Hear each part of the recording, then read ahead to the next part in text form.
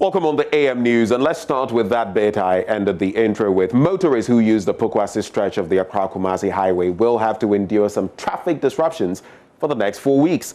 That's according to contractors in charge of the Pokwasi interchanges to allow for the completion of a footbridge on the stretch.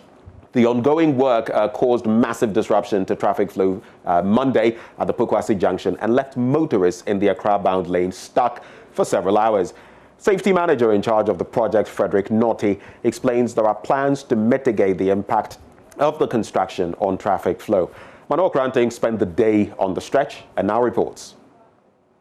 Told that the traffic started building up around 4:30 a.m. with motorists who are Accra bound, some from Insaom, and this is of course the Accra-Kumasi Highway. The problem, we are told, is that due to ongoing construction on the Pokwasi interchange, there's been a diversion to allow for further works. And that has, and of course, because of the rains last night, a lot of the chippings that were filled have been washed away. And this become a real problem for the motorists who have been plying this particular route. On the other side of the road, which is Kumasi bound, we see a free flow of vehicles and so on. I'm just seeing a gentleman who is telling me that he's gotten down from a vehicle to be able to take his journey on foot. Now, who feel about? Me fi adesso. Na America court. America court. America court. Now tina come away. 6 o'clock. Wo adesso. Ma bedu sape ma enyeye na me sia mere nante wa Pokwasi. Inti sape man wanante fi aba. Ma me catch me no kware trodo sape man. Ne wo de mo komo ne mo behu. Na we normal problem every day bia e wo ha na. Ensi da minim ne enti a na nse die abeye tawi sei. Okay. Minim ne enti a na nse die abeye tawi sei. E die ne de ne de mo komo ne mo behu. Inti na we sia nante. Sia nante.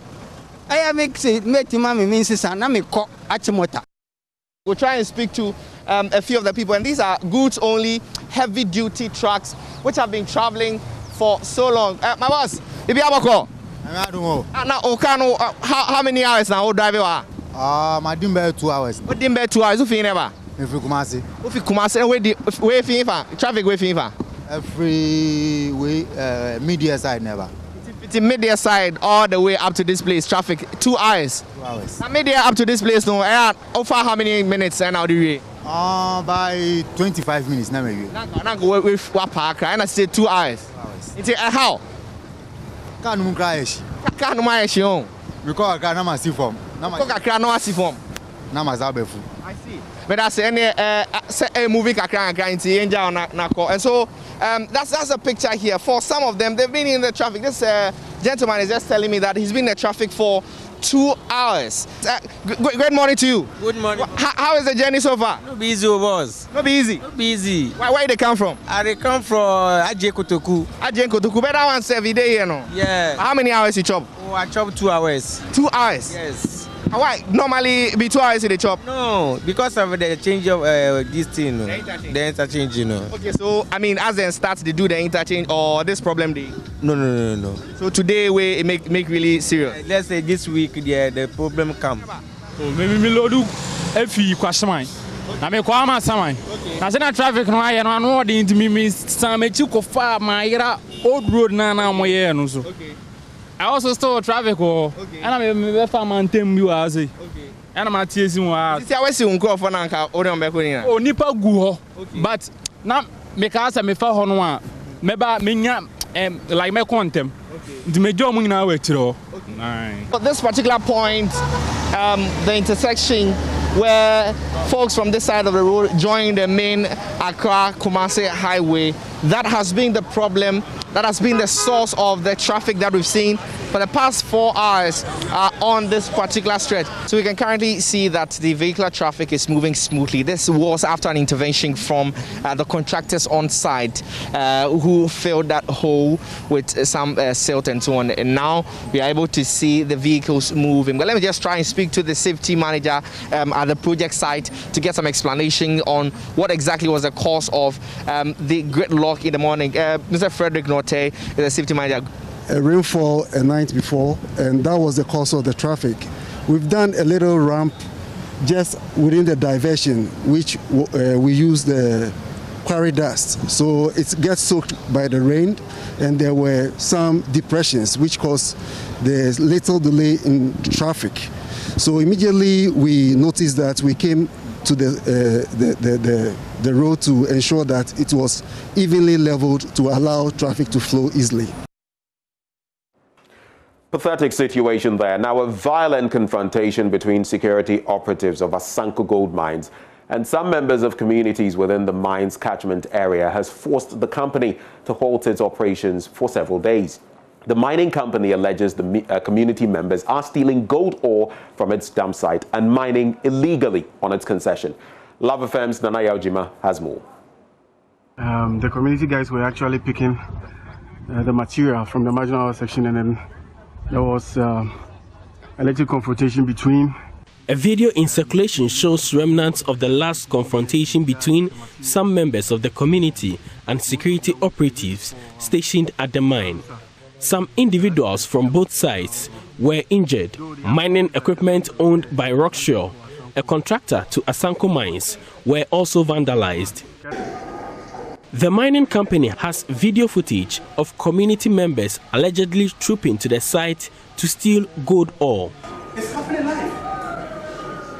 It's happening live. Illegal mining is rife within the 113-kilometer Asanko mine concession. This Galamsey site is a few meters away from the senior staff camp of the mine. These illegal miners have assembled gold washing points powered by chamfer machines. The emboldened miners ceased work temporarily to observe the arrival of the police military escort to the area. Vice President for Asanko Mines, Charles Amwa, explains environmental distraction is hampering Asanko's sustainable mining drive. Just digging anywhere which is affecting our environmental bond that we have with the EPA. In the production side? On the production side, you can see that they are mining ahead of us and they're taking all the ounces which we have projected to mine, thereby shortening the life of mine that we have. The situation at Esuade is worse compared to the previous site. As far as the eye can see, the illegal miners are spotted all over the area, busily searching for gold. They are not bothered by the presence of the team. Some of them claim the area has been declared a community mining site, which the Regional Security Council refutes. Some Chinese and local miners with heavy equipment are digging other parts of the mine concession. You can see the Galamseyers competing with our heavy-duty equipment like the dozers, the excavators, the dump trucks on the ROM stockpile, which is the run-of-mine stockpile, competing to collect, or let me say, to steal gold. And also areas that we are operating, they also come there and they pose a safety risk to our company. The Ashanti Regional Security Council is intervening to protect the mine's future. Head of the council, Simon Osei-Mensah, spoke to Love News after observing the level of distraction. The level of encroachment is very, very serious. You all realize that when we went there and they saw us, they didn't even run away. They were just looking at us. Some of them still carrying out their duties as if the place is theirs. I think this thing must end. If people within communities are interested in engaging in mining activities. Now, Upper West Regional Minister Dr. Hafiz bin Salah has ordered for the evacuation of 312 students of the WAS Senior High Technical School, whose dormitory was ripped off by rainstorm last Friday. He conceded that though he is not a building engineer, he has doubts about the structural integrity of the building. He says the rainstorm that ripped off the school's one-story boys' dormitory could have been saved if the construction was solidly done. Dr. bin Salah gave the order when he visited the school to assess the extent of damage by last Friday's rainstorm. According to the headmaster of WAS Senior High Technical School, Sally Ismail, the rainstorm started early evening on Friday, ripping off the roof of the one-story dormitory for the boys constructed a decade ago. What we realized was that the whole roofing was taken up and brought back a number of times. And after that, this part of the roof got off and some even went outside the fence onto the filling station, and they were brought back. Our students were inside at the time because it was not yet time for preps for them to leave.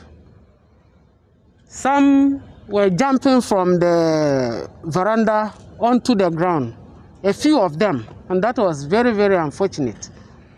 A few of them had some bruises, but we didn't have any fracture. He noted that the storm has further worsened the plight of the school as they are already battling with overcrowding at the dormitories. We have about 312 students who stay in this dormitory. And you can see that a new dormitory is being built for them. That was the result of the overcrowding in the dormitories. If my mind serves me right, this dormitory is supposed to contain just 260. But we have about 312 students living here. So that is our biggest problem. Upper West Regional Minister Dr. Hafiz bin Sali, accompanied by the Upper West ES Director Abdul Razak Abdul Kora, visited the school to assess the extent of damage. The Upper West Minister stated that he cannot vouch for the structural integrity of the building and has therefore asked authorities to evacuate the students from the building. I don't want a single student to be here. We should find ways and means of transferring the students out of this building. Their lives are very important to us, and we will not risk them occupying the building. So I have directed that by tomorrow, all students occupying the building should be transferred to other buildings. In our last story, Lands and Natural Resources Minister Samuel Abu Jinapor has warned that no one will be spared in President Akufo-Addo's quest to ensure all river bodies and forests are not destroyed by irresponsible mining. Speaking at the Dabwase Waterworks Treatment Plant of the Ghana Water Company in the Western Region, Mr. Jinapor said government's renewed spirit against irresponsible and small-scale mining is unabated, and all saboteurs seeking to thwart government's efforts will not be spared irrespective of who is found culpable. Correspondent Natalia Kwanta reports. Due to the activities of illegal miners on the Pra River, which serves as one of the major sources of raw water for treatment to consumers in the Sekondi Takoradi metropolis and its environs, the turbidity and color parameter has risen to 3,000 nepherometric units and 5,000 Hazen units. The situation has forced the Ghana Water Company in the Western Region to reduce close to 50% of its water supply, which is woefully inadequate compared with the current estimated demand of 12 million gallons a day at intake points at the Boase and in Chaban, which used to supply 10 million gallons a day, now supplies 6 million gallons a day. Managing Director of the Ghana Water Company, Engineer Clifford Brymer, said due to the activities of illegal miners on the Pra River, cost of treatment of raw water has skyrocketed. In 2007, before the emergence of galamsey on water bodies in the country, the turbidity of our raw water from the Pra was around 54 NTU. The NTU is how we measure as a unit for measuring, and for color it was about 200 HU as in units. But in the last couple of years, for our raw water we've had to grapple with turbidity values of about 3,000 NCU. So that tells us how serious, how severe effect of galamsey is on our operations there. And in terms of color, we are now doing 5,000 HU compared to what used to exist, which was 200. That is how serious and how severe Galamsey is affecting. What that implies is that we will have to use more chemicals along. The Minister for Lands and Natural Resources, Samuel Abu-Jinapor, in response, said the Akufo-Addo government has drawn some key important lessons from its first fight against Galamsey. We've begun in this second term of President Akufo-Addo. There's been a certain renewed spirit to deal with illegal small-scale mining. In the first term, some efforts were made. It brought some results. There are some lessons that we've learned out of it. But to my mind, respectfully, I think that three key things are important. I think we need a national consensus and support towards the national policy relating to small-scale mining. What should be that national policy, or what is that national policy? That we have here in Ghana a well-sanitized, regulated, small-scale mining, which contributes to the forward march in the economy and the local economies of our country. President Akufo-Addo and his government are not against mining in Ghana. Neither are we against small-scale mining. In fact, on the contrary, we want to promote small-scale mining, but we want to do so on a regulated basis. Water and Sanitation Minister Cecilia Abinadapa, who is leading government's delegation on 3-day working visit to the Western region, urged Ghanaians not to connive with Chinese nationals to destroy water bodies. Since when did we start disemboweling our water bodies and our rivers? Rivers were sacred entities that people even feared to enter on certain days. But now with the Chinese, with the Ghanaians who are also doing this, conniving and condoning with them, what do we see? People are destroying our water bodies with reckless abandon. And this has got to stop. In Afalia Kwansa, JoyNews, Western Region. It's a wrap on the AM News this morning, but do stay with us. The news review is up next.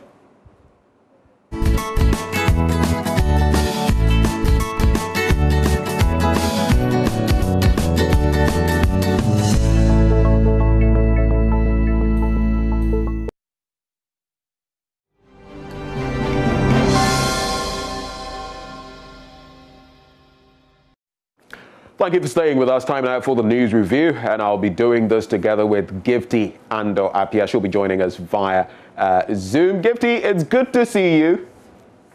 It's good to see you too, Benjamin. How are you? I'm very well, and you're looking pretty relaxed this morning. You don't usually get up at this time of morning, do you?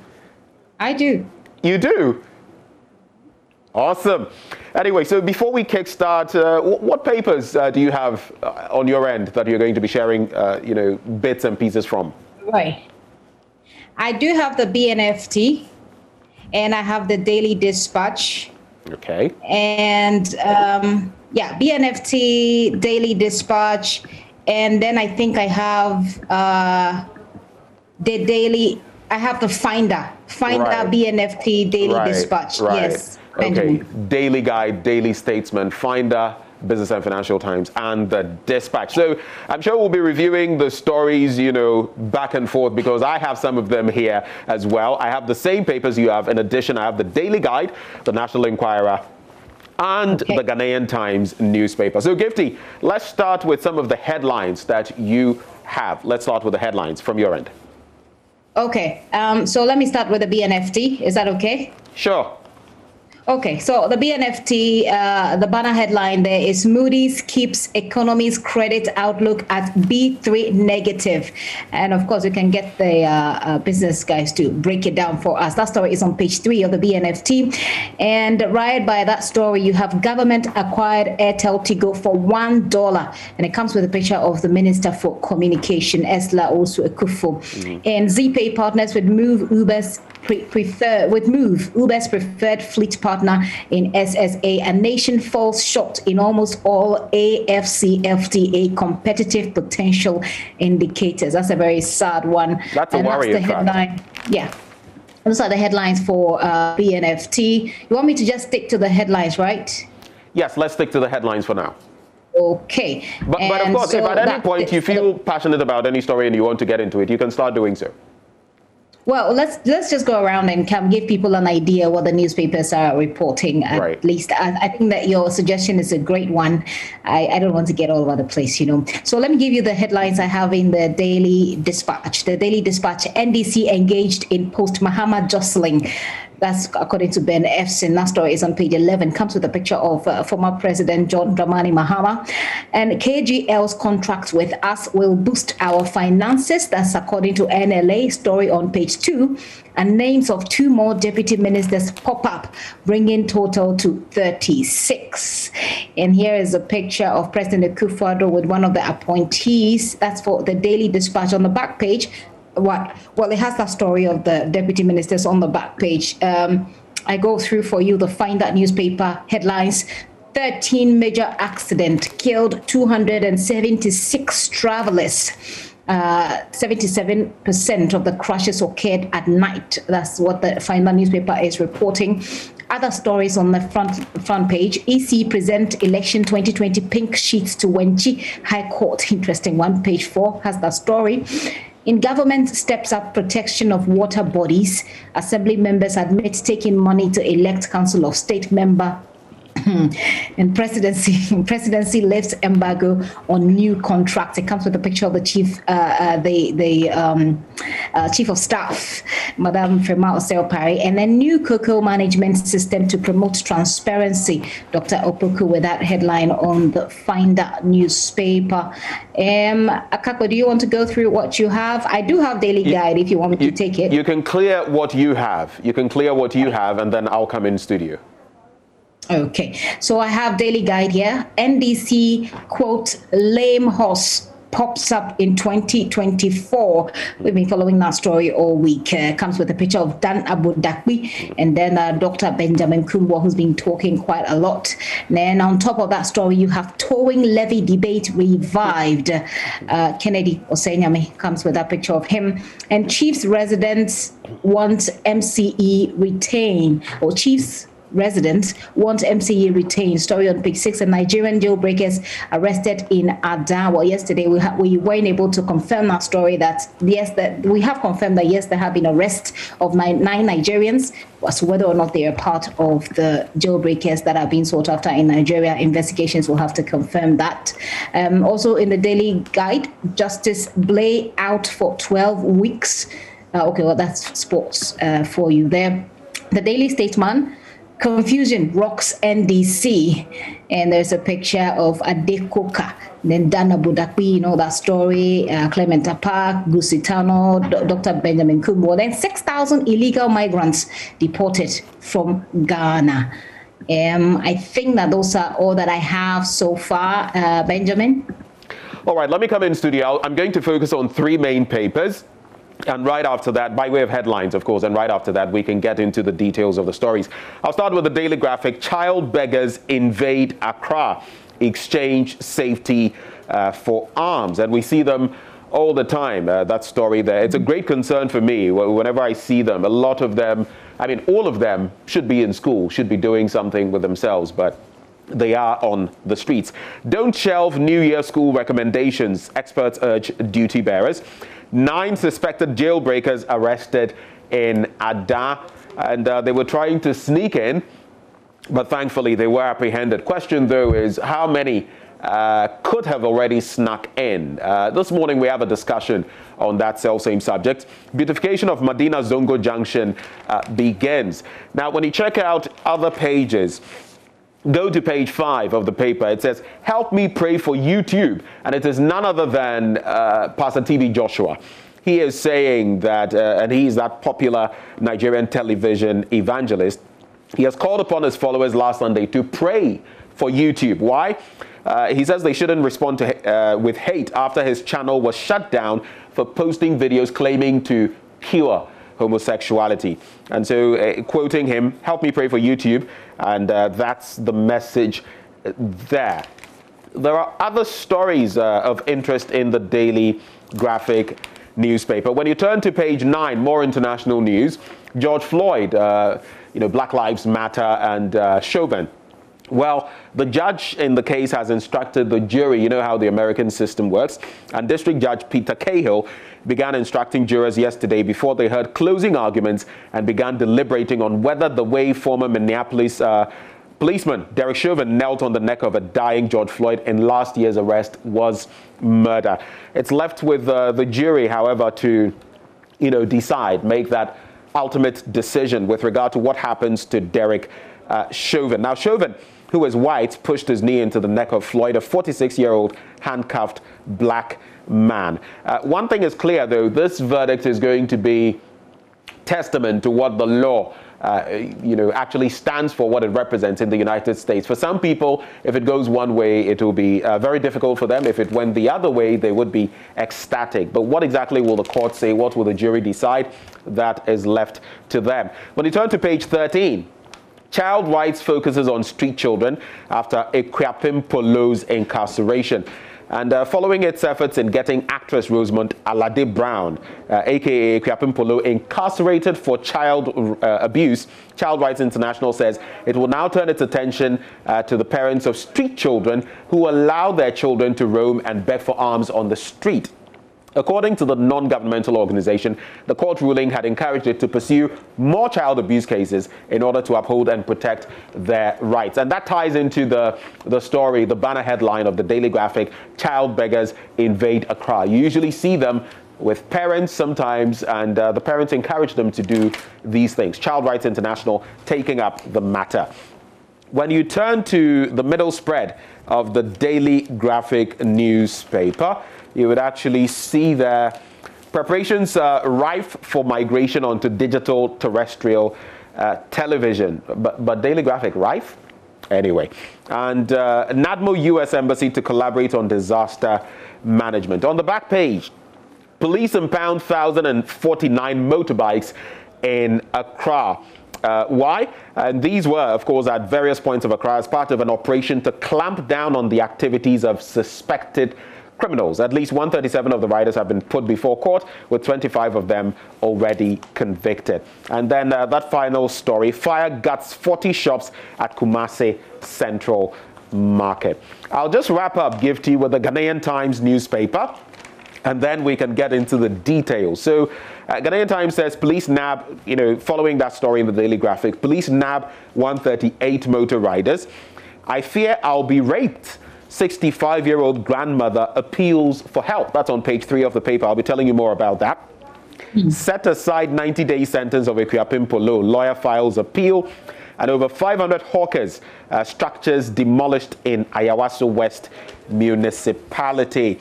So those stories are in the middle spread of the paper. When you turn to the back page, GHA to replace Ayimensa single toll booth with 3 of them.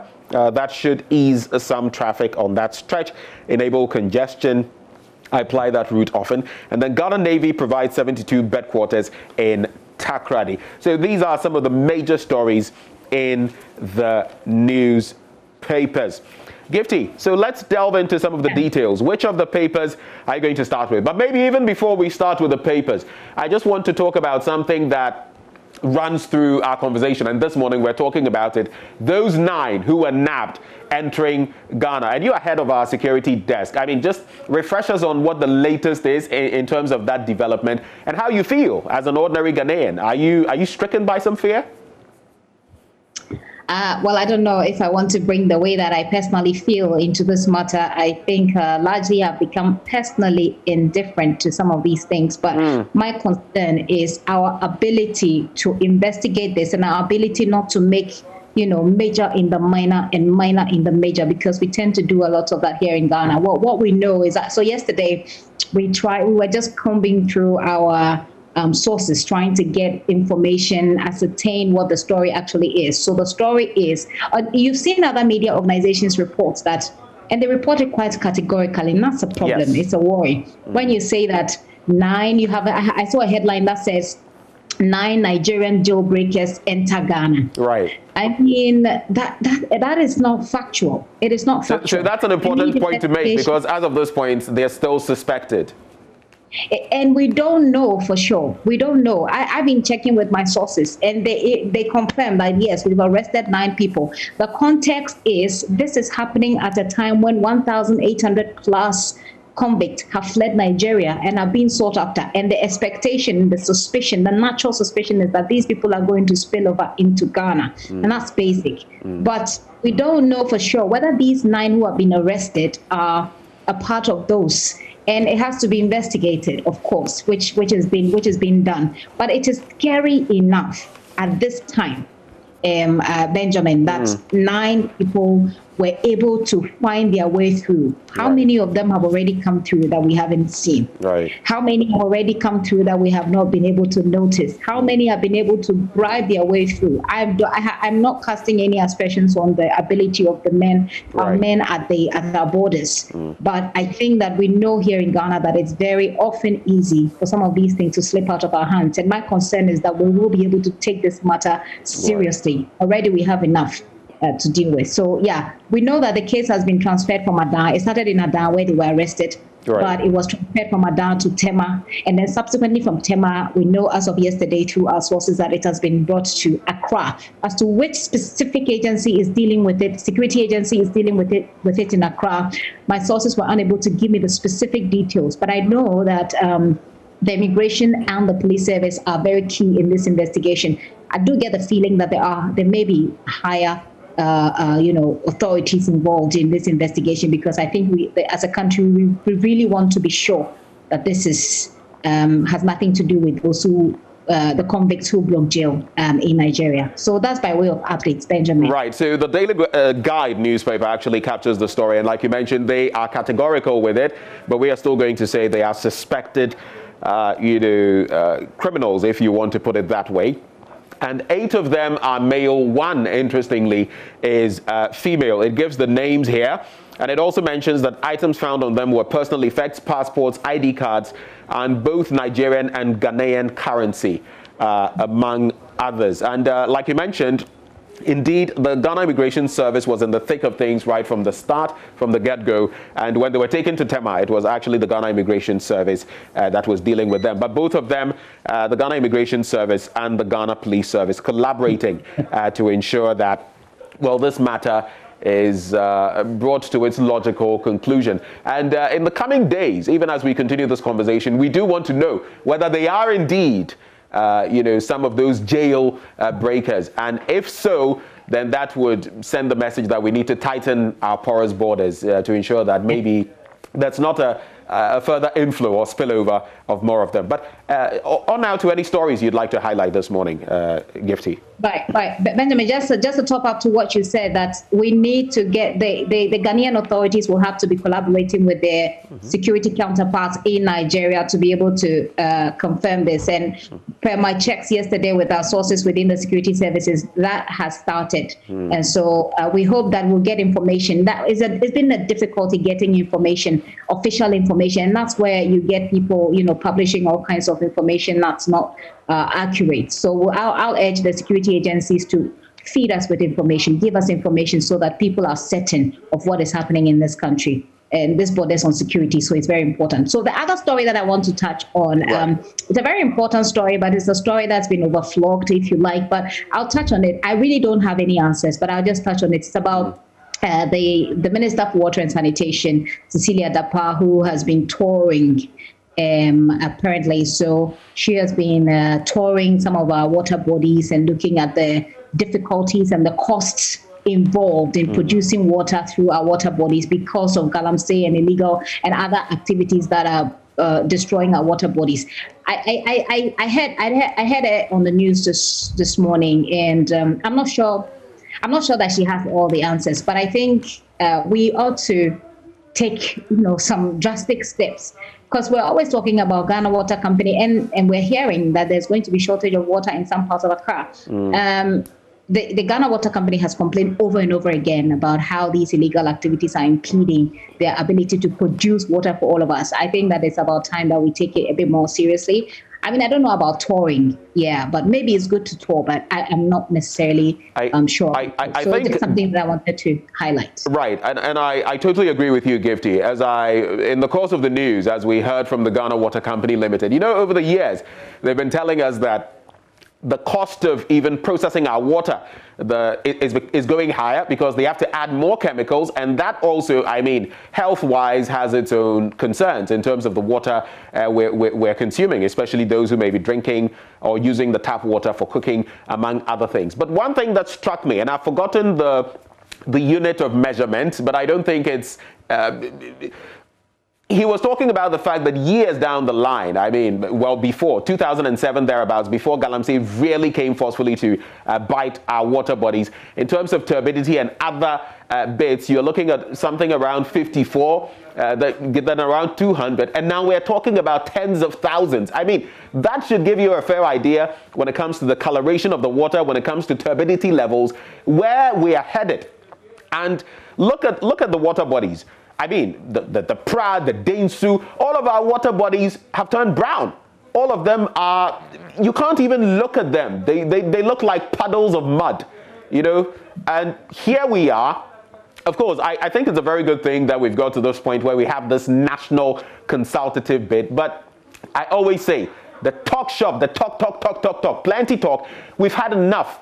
Generations to come will not pardon us if we leave them without water resources, if they have to come and import water into our own country. And I always say that, look, I've lived in a country where part of the country had to import water from another country that they are sort of rivals with. They had to humble themselves. If we went that way, even looking at our purchasing power parity in Ghana, what would happen? So it's a very valid, very important point you're making there. When you asked about Cecilia Dapa not having all the solutions, I was going to ask, and I don't say this to denigrate her, I was going to ask, does she have any solutions? Because over the years, I don't see much, whether the erstwhile administration or this one. Galamsey is still wreaking havoc on our natural resources. Only God knows where we'll end up on this. Just so we don't keep talking and talking, let me just remind you, if you live around these areas, if I have the time, to let people know that your water supply is going to be interrupted because the Ghana Water Company knows that they need to, repair some pipelines. So if it's between Phone and Tema, and if you grab a copy of the Finder newspaper, you can get a list of the areas. So it talks about community 1 to 25, which includes my area. So yes, I'm going to have to store up water. Spintex Road, Coca-Cola, Casapreco, Manette, Lashibi, Klagon, Sakumono, and surrounding areas. If you live in any of these areas, know that you're going to have water interruption in your water supply starting from Thursday. Yeah. Does water flow where you are? Does it? How constantly does it flow? Oh, it does. It does flow. It does flow nicely, but we do have some sort of reservoirs. So sometimes, even if the water isn't flowing, you wouldn't know because of the system that we have in place. But yeah, I think it's quite consistent, to be honest. Okay, so as far as I am concerned, I know you want to continue on that tangent, but for about a year, even during the lockdown period, I didn't have water flowing through my taps. But to be fair, it was also partly because the Ghana Water Company Limited had said that there were some pressure issues, where I live. So the pressure was not enough to get to where I was. But it went on for about a year. It's only recently, just about a month ago, that water started flowing. It's not every day. It's every maybe 5 days, week, but at least there's something coming through. So we pray for better. Okay. I think the NDC story has been trending. It's interesting what's happening within the NDC, although I think there are enough people to talk about the politics of it, so it's not really something that I want to go so deeply into. But it's interesting what's happening within the NDC. We've seen this happen in the MPP. They've had their own issues, but usually what we've seen is that such parties, they tend to be able to work their differences out pretty quickly, especially when they know they have an election to win. And sometimes some of these things has turned around to be a blessing rather than a curse. But it's really up to the NDC and how they deal with this particular issue. I like Dr. Benjamin Kumbo's posture. He's sounding very careful with what he's saying, but he's making the point about accountability here and there. So I hope that, things actually work out for them as a party. Like I said, it's not something that I want to get into the dynamics of. We don't even have all the time for that. I just wanted to touch on it a bit. And also the fact that we have Ghana has bought Airtel Tigo for $1, apparently. So that's an interesting bit, all in the interest of Ghana. But just getting back briefly to the bit about the NDC, like you said, interesting times, because we've seen those on the other side, the MPP, go through its own party wahala. It appears being in opposition, it's not a nice place, and you have to go through these struggles. But two major things I pick from there: the bit about focusing on the grassroots, which is what the party has been talking about. Interestingly, the Council of Elders, or some of even the founding members of the party, having that meeting supposedly without the recognition of the national executive and the back and forth and all that.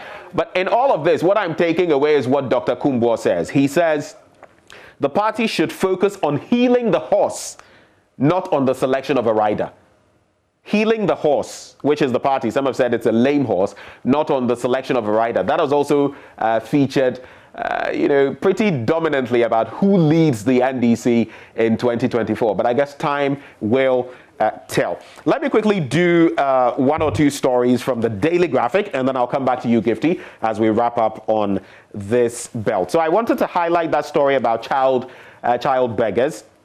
And it says the phenomenon of forced child begging in the national capital is getting out of hand. On a daily basis, an overwhelming number of children, some of them as young as 3 years, find their way onto the streets to beg for alms and other forms of assistance.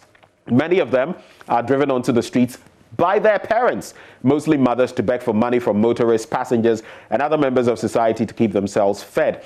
Some of them appear to have learned the trade of eliciting emotions from the public, from their adult parents, by appearing in tattered and dirty clothing. It goes on and on. I mean, we know the drill. I don't need to tell you too much about this situation.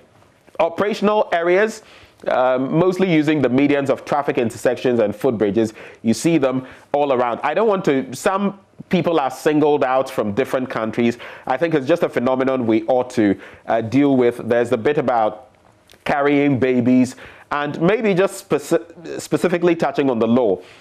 It emerged that the children cared less about the COVID-19 safety protocols, as most of them did not have any face masks on and did not practice social distancing. And of course, this is in contravention of the law. I'm sure you see them all the time too. What do you really think about these street urchins? I do. I see them all the time. I think that this is not a phenomenon that's very unique to Ghana. It's not. It's something that you see in other countries as well. But I think, for me personally, the state has failed these people, these children especially. Why do you think the state has failed them? Yes, I think we have tried to get them off the streets. We have not been successful. But it looks as if we are fatigued with getting it done. But these are children. These are children who are going to grow up. And for those who don't even come from Ghana, they are born in this country. So they're born in this country and they become citizens of this country naturally. So it is up to the state. I think that Otiko Afisa-Jabat started a project where I've forgotten the title, but it was supposed to get these people off the street. But the point is, when you get them off the street, is there a sustainable plan to keep them engaged and to keep them focused on the future? On building them towards a future. There isn't. Right. So at the end of the day, you can't keep them wherever you are sending them. There are no shelters. I mean, there aren't enough shelters. The shelters themselves are suffering. The social workers themselves do not have enough resources to keep them going. How much more to take care of some of these children? So that's where I come from when I say that the state has failed them. I think it is our responsibility to keep these children off the street. If their parents want to be there, although they are a nuisance, we can work that out. But for the children, I think that we have failed them. We should do more. So right before we wrap up for sports, Gifty, I had to bring you this one from page 3. I fear I'll be raped. 65-year-old grandmother appeals for help. And the story on page 3 of the Daily Graphic says, a 65-year-old woman has expressed fear of being raped after constantly suffering molestation from a yet-to-be-identified young man who resides in her neighborhood in Teshi, Accra. Narrating her ordeal in an interview with the Ghanaian Times on Friday, Madam Victoria Abroa, whose attention caught the reporter during a human rights promotion program at the Teshi Market in Accra, said she had on countless occasions threatened to report the man whose name she did not know to the police. She said her inability to move around easily due to the faulty nature of her wheelchair prevented her from making an official complaint to the police. And this is a matter that I believe ought to be taken up. Let's not wait until something, drastic happens to this 65-year-old woman who is calling for help. It's terrifying. I can imagine my grandmother, because she's my grandmother will actually give you a slap first. But I mean, I can imagine what this woman is going through at 65, and I tie that into a story that's in the which Daily Dispatch that says that Ghana must control access to internet pornography through regulatory framework. I think that our young people are exposed to so many things. So we need to find a way of supporting this woman. I don't know how, but maybe she could reach out to the nearest police station. And if this story has been reported in the newspaper, I envisage that the reporter would have put in some help because she's immobilized, she's disabled, and whoever gentleman is just taking advantage. Of course, they just been exposed to all kinds of things they see on the internet, and sometimes they just want to experiment. Let's pray for the best for her. We can all take action on her behalf. But Gifty Andwapia, thank you very much for joining us for breakfast. I call it the news review right here on the AM show. Well, that's how we wrap it up. You can check out more news on myjoyonline.com. Right now, though, it's time for sports. We'll be back with that. Stay.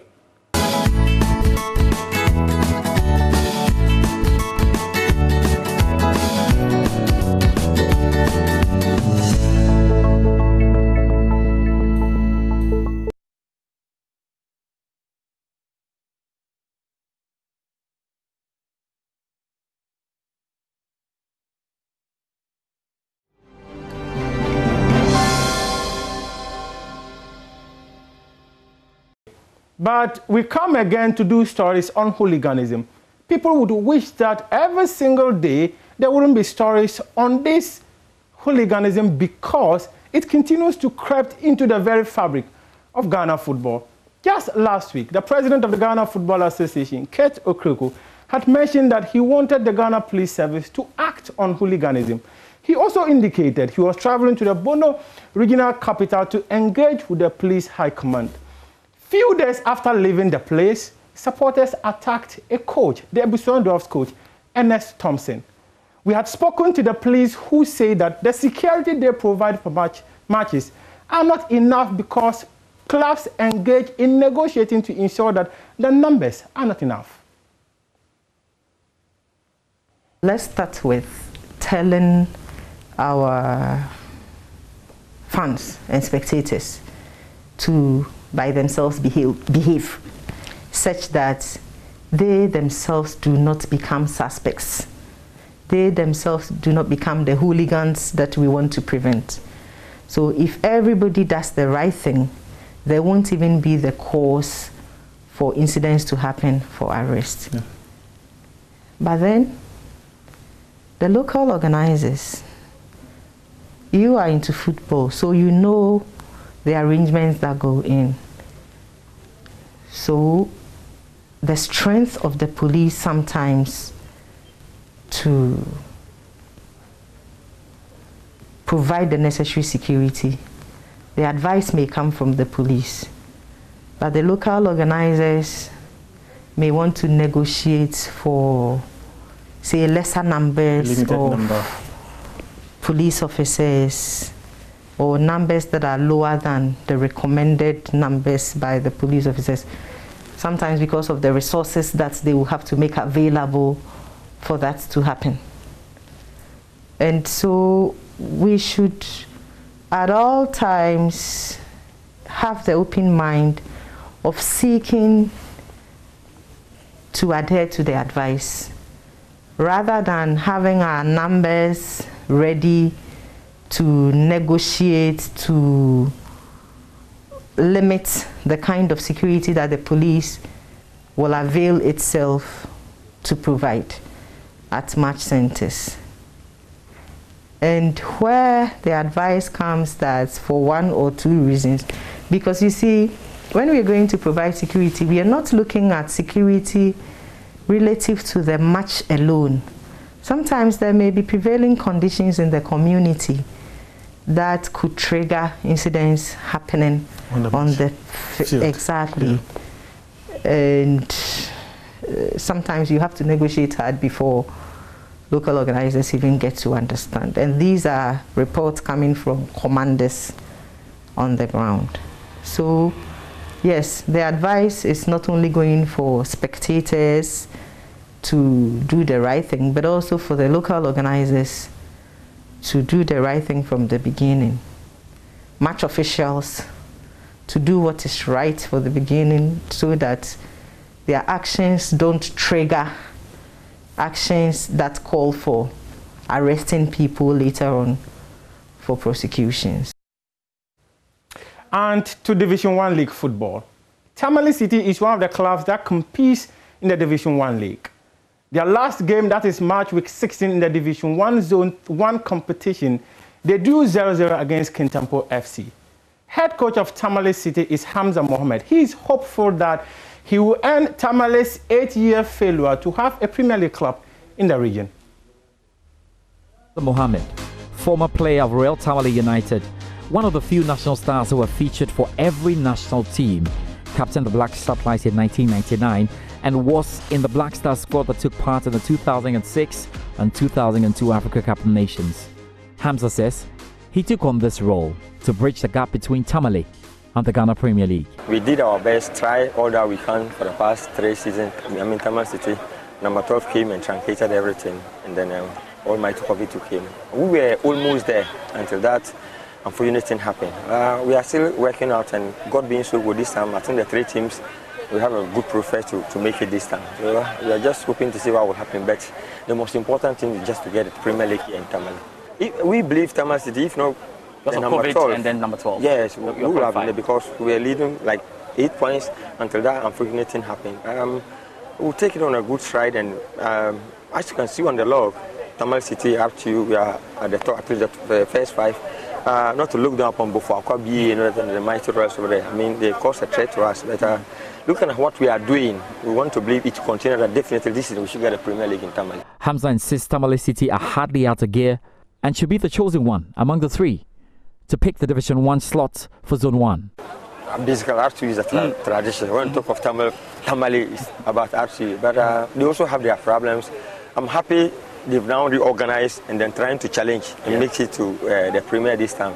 I hope it will continue that way. Tamale City, we had our plans. Unfortunately, our directors, those who were supporting us, shift count to RTU. I believe that's why they are doing well. But we are also doing our best, and if we also do our best, RTU is doing what they are doing, definitely we should have a Premier League here. And Steadfast too is doing wonderfully. So definitely we should have at least a Premier League. This natural talent, talk of the Abedi Peles, the Mohamed Gagos, Mubarak Wakasos, don't talk of even Hamza Mohammed and the rest. Recently, Abdel Fattah from the north. We have better players than Abdel Fattah in the best. People are not looking at that. But we are happy he's now in the limelight. Determination and hard work at play is seamless, flowing from the management through to the fans and down to the playing body. And talking of Steadfast, they currently sit at the summit of Zone 1 after winning their last game in the competition. Now let's do something on boxing. In the Ghana lightweight contest division, there is one guy called Michael Ansah Bullet. According to him, to become a champion, he must stay away from certain things. What are those things that you need to stay away from? He has the answer. No,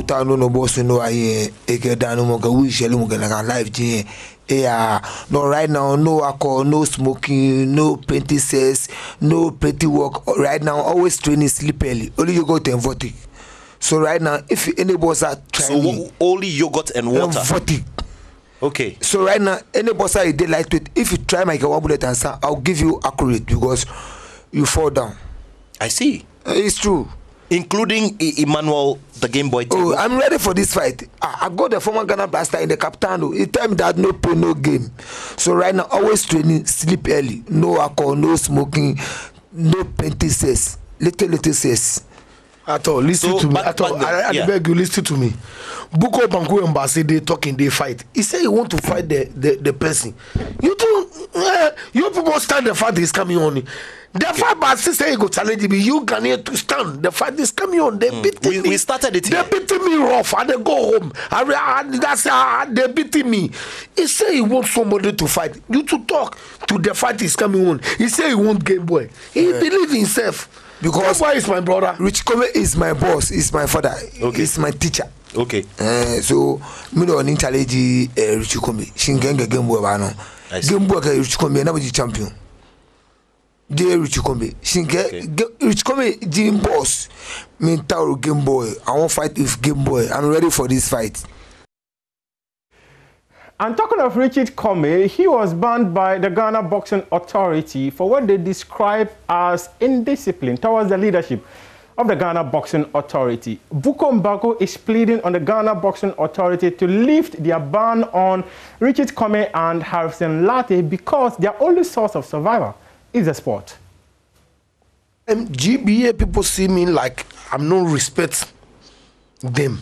Yeah. But I'm not insult them before. Yeah. But Richard Kome is go to school more than me. Yeah.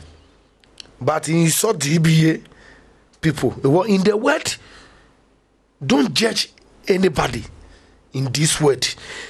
You know Richard Kome is a good boxer. He's a former world champion. Yeah. It's such a GBA one. GBA people forgive him.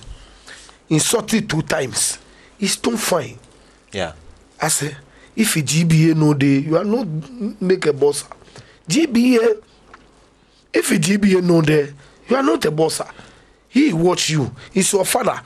So I beg GBA to respect me as a good bosser, to respect me as a senior bosser in this nation. Forgive these 2 people to leave the bonding. Okay. I beg you. Thank you. I beg the president. I beg all the Ghanaians to talk for me. Because thank you, Bugo. Femi Areu. Okay. Abandiame. I'm a little namaye. Richard Latte Harrison. Richard Latte Harrison. Only bossing you know. Rich Kome. Only bossing you know. Because if you say GBA bandit these people, what can I chop? So I beg GBA people. Because forget. No, I'm true. I'm by. I may respect me as a Ghanaian, a good bosser. Wow. Now me GBA bandit say amen. Interesting stuff.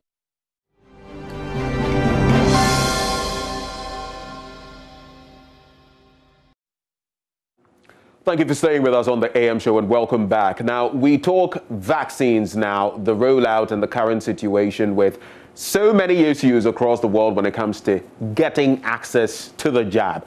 Joining us for this all-important conversation where we hope to bust any myths as well tied to receiving these vaccine shots, Dr. Chris O. He's a member of the COVID-19 team at the University of Ghana Hospital. We're also joined by Dr. Michael Owusu, a virologist with the KCCR. Doctor and Doctor, a very good morning to you. Thank you for joining us. Thank you very much. Good morning. Great. So let me start with you, Dr. Owusu. Right. As a virologist, you've been there, you've done that, you know exactly what is going on. What can you tell us about the current state of Ghana when it comes to our fight against COVID-19? Where would you say we are? Yes, so if you look at the epidemic curve of this virus so far, it looks as if we are in the decline phase. Currently, we are doing the positivity rate of something between 5 to 10%. In our center, for instance, for the past close to 3 to 4 weeks, we are recording between 5 to 10 cases for every 100 runs that we do. This is much lower compared to what we did somewhere in January, February, and towards the latter part of March. We were recording between 40 to 60 cases out of every 100 cases that came to our facility. So clearly, you will see that we are really in the decline phase, and the virus prevalence is down. And this is the natural behavior of the virus. What it happens is that we went through the first wave where we hit a peak of close to about 700 somewhere in the month of June, July, and August. That was in 2020. This particular year, once again, we also went up something between 800, 700, 800, somewhere in the month of February. And then it went down to where we are now. So it's not too clear, but it's likely that if we don't manage this well and don't still stick to our protocols, we may likely enter into a third wave because we still have a lot of susceptible populations around. Many people either still have not been infected, or even for those that have been infected, in a couple of 3 months to maybe 4 months, it's likely that immunity will wane and they will become susceptible once again to infection. So far as you have susceptible populations there, you will still continue to have the rise and then the downfall of this virus. It will just go up and down until if you succeed in getting the vaccine, then you can really get it out of your system. But if you don't have a vaccine, then you are only waiting for the next epidemic to also happen, which will also go through its own cycle, hit another peak, and then go down. So for now, things looks better, things looks well, but it depends on how we respond. If we respond well, we can keep it at this level whilst we manage other things like vaccines. But if we just lose our guts, we may enter into a third wave that may be more severe than what we experienced in January, February. So Dr. Owusu, just to get it clear, looking at the numbers, how they've taken a tumble when it comes to COVID-19, it's a bit surprising to hear you talk about the fact that we could have a third wave if certain measures are not put in place. In other words, we're still not out of the woods. We have to, continue clamping down on the virus till we bring it to its barest minimum. Exactly. You know that if you have, you follow through what you understand by the force of epidemics and what drives an epidemic of a virus like SARS-CoV-2, it is susceptible population that drive the virus. So if you don't have people that have adequate immunity against a particular virus, you cannot say that you have defeated the virus that is not in the system anymore.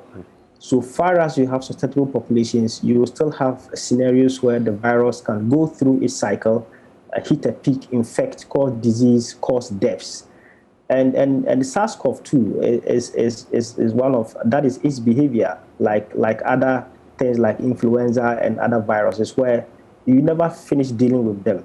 You still have large number of people out there that the virus can still ride on. And if it gets access to this fuel, it's like having a fuel, a petrol and fire. If the fuel is available, then of course you still have a fire go through your system. So far, for certain populations there, you cannot say you are done.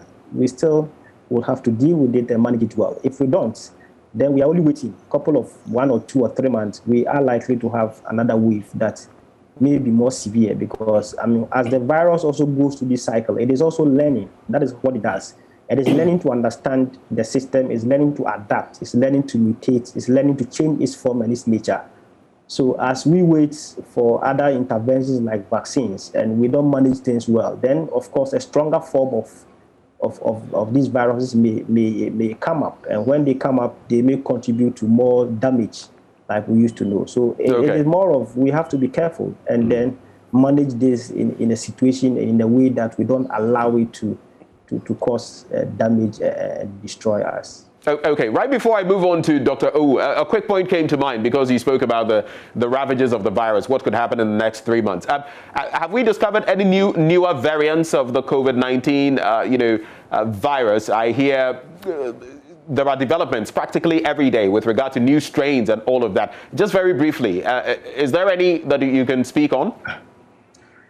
Well, as for the new strains and new variants, they are always coming up. I think to date we have close to over 700 different variants in the world, which are always coming up in different lineages. We have the A lineage, the B lineage, which are almost different forms coming up every single day that samples are sequenced. But what is most important is whether they are variants of concern. And there's a definition for what we mean by a variant of concern. The ability of the virus to have an important public health role, a public health impact, whether one is able to cause, whether it is able to cause severe disease is one of the things you look out for. Whether it's able to cause high level of mortality is one of the things you also look out for. whether the virus is able to affect diagnostic capacity and detection by the PCR assays we are using is another indicator. And whether the antiviral drugs available are able to target and treat this particular emerging strain is another target. For now, we have about 5 of them that are variants of concern that we know. In Ghana, we have the B117 in about close to about 60% of those who have disease and signs and symptoms. About 20% of them is from the South African strain, the B351 strain that we know. And then there are other few ones that may not cause much harm. We are lucky that we don't seem to have more of the strains that we call them the vaccine escape mutant strains, like the ones we have in Brazil and the South Africa. They are not so predominant, so we are not much worried. It looks like what we have are things that we can deal with.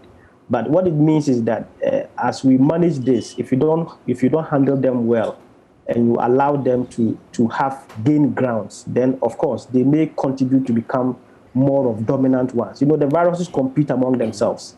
So the weaker ones and the stronger ones, and the weaker ones will always give way for the stronger ones to predominate. Right. So if you are able to manage things well, then you can keep the stronger ones at low level. Like the case of Brazil, the P1 strain is causing a lot of deaths, and even the AstraZeneca vaccines and the Pfizer vaccines will not be able to contain this strain with this vaccine. So it tells you how the viruses can move and then adapt. But talking about this, also we have to understand that as a country, we are limited in a way. In the genome bank for now, the number of sequences deposited from Ghana is not more than 200. It's just few numbers because we don't have large sequencing capacity.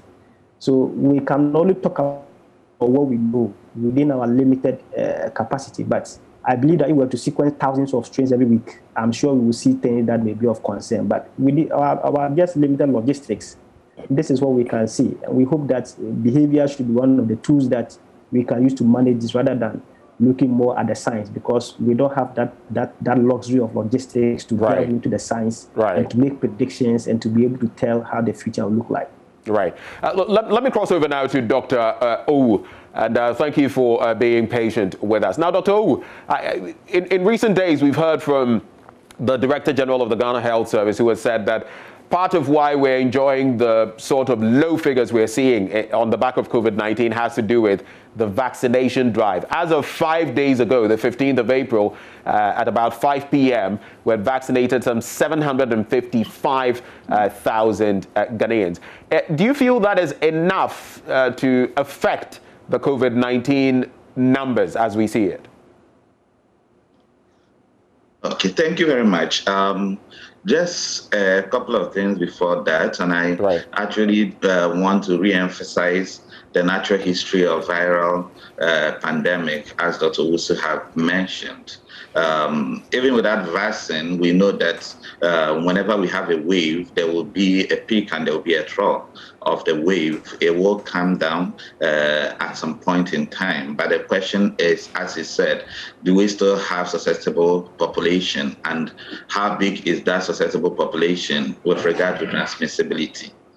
Now, let me just draw your attention to what happened with the first wave, at which point in time we had no vaccine. Between effectively April and the end of August, we had the worst part of our first wave epidemic, where basically in around June, July, we had the worst part of that. Now, by September, getting to October, naturally the numbers started coming down, and that's the natural history of any pandemic. But we knew at that point in time that unless we had vaccine and significantly completed vaccination of a critical part of our population, that if this continued worldwide, and the waves are not at the same time worldwide, you would realize that the Europeans almost always lead us, or we lag behind them roughly about 6 to 12 weeks with respect to a wave. Now, so when that went down, a lot of the protocols basically went down. People stopped wearing their masks. People started gathering. And then the activities right about November, December, basically was the fuel that Dr. Usu was describing. Now, because of that, and because we still had significantly huge population that was susceptible to the virus, we had a much bigger wave with respect to its peak in January, February, March. And that had a lot more mortality compared to the first wave, which probably was a longer stretch. And that is the natural history of why it happens. People have their third wave at the moment. There are actually countries that have a fourth wave, including developed countries. And that is part of the reason why people are aggressively sourcing vaccines and trying to reduce their susceptible population. Our second wave, actually in its decline, is just about a month. Now, during that period of time, we know that a significant population of those who were infected were mild or with mild symptoms or with no symptom. Most of those people may have natural immunity that was developed, not necessarily by vaccination during that period of time, but give them 3 months, that immunity is going to wane. And we know that already of this virus. We know categorically that the natural immunity hardly ever lasts more than 3 months. We've not done 3 months from the peak of our second wave. The peak of our second wave was at the end of February and up to the end of middle of March. We are basically roughly a month from the peak of our February. Majority of those who got infected and thankfully did not die may still have natural immunity at the moment, even if they were not vaccinated. Right. And that coupled with the population that have been vaccinated. But let's be clear, 750,000 of our population is actually not up to 10% of our population. It's roughly about 5% of our population. So we still have significantly more than 90% of our population that is at risk of basically getting a third wave if they are not vaccinated. And that's why, yes, we are doing much better than most other African countries. Right. We need to do a lot better with vaccination. Okay. But Dr. if I may really just know whether this wave, we do not have a third wave. We are not where we should actually be expecting to see that we are not going to have an infection again. And that means we have that period of the next 1 to 2 months to have a significant critical population like the UK had, like Israel had, that is differentiating them from what is happening in Europe at the moment. Okay, so we are not where we ought to be, but would you have expected by this point in time that we would have vaccinated more people, in terms of this vaccination drive? Barring what has happened in different parts of the world and access to vaccines, would you have expected that would have vaccinated many more Ghanaians as of this point in time? Actually, with respect to the vaccines that we have been able to procure, I think we've done quite well with administering vaccine to arms. But we need to be aware that basically everybody is getting vaccine from almost the same sources now. This is not like an African epidemic like the other epidemics we've had, where the rest of the world can be producing and then we can go procure or beg for them. This actually, most of the places that we can procure, even if we were buying the vaccines, are actually in trouble at the moment. Significant one being India. We can see what's happening in India now. India is actually the worst hit in the world at the moment, with over 200,000 cases a day. So the dynamics are changing day by day. A month ago, when we were basically starting off the first dose of our vaccine, India was not in the trouble it is at the moment. So we could make projections as to how much vaccines we could get, how much vaccines we could get from Europe, from Russia and the other places. But during that period of time, things have evolved. So things may change. And that is the reality of any viral epidemic, that the source from which you get it may actually become compromised. So I believe, I'm not an expert in vaccine procurement, and I must say that I am not fully aware for where all our vaccines are going to come from. Right. But I would believe that those who are responsible for this are looking at different sources for vaccine with respect to targeting what we have already projected with our vaccination. We are doing well with what we have. We will need to get a lot more vaccine. We need to get vaccines to arm much more rapidly. And as I said, within the next 2-3 months, if we don't significantly have more than 50 to 70% of our population getting vaccine to arm, we are at risk. Okay. We pray we don't get to that situation. Okay, let me come to Dr. Owusu now. And getting access to the vaccines is one thing. Being able to administer the vaccines is another thing altogether. Recently, we heard from Dr. Patrick Kumawagi, who was saying that some 500 vaccines had expired across different regions because of low patronage. How much do you feel all these conspiracy theories and the myths? I've spoken to a lot of people who have concerns about taking the jab, as well as stigmatization. People are being stigmatized, and so now they don't even want to own up when it comes to getting COVID-19. How much of a role do you feel these two things are playing, and how seriously should we take them? Conspiracy theories are massive. They are, vaccine hesitancy is one of the biggest negative tools against vaccination and against the containment of this virus. And we've said that many times. A lot of efforts has gone in just before the administration of the vaccines by most of the health-related institutions, the media, and those of us in case management and public health, in basically saying that, yes, we need to reduce this conspiracy theory. The science is there, it's clear for most people. But you know what? Emotive issues are quite difficult to get off people's mind. And it's unfortunate when we have vaccines expiring, when we're actually talking about difficulty in accessing these vaccines. And I think that vaccine management may need to be up a bit more. I mean, there are people who are still looking for vaccines to receive and may not be able to get them because it's run out in their centers. So for me, it is difficult to have vaccines expiring in places, but they will expire because their half-life are quite short. Majority of them have to be in cold chain, and if you don't administer them, they're going to go bad. But we have to continue, and that is where the media has a very strong role. And I think that there needs to be a lot more media activity in helping us get these vaccines to arms. Okay.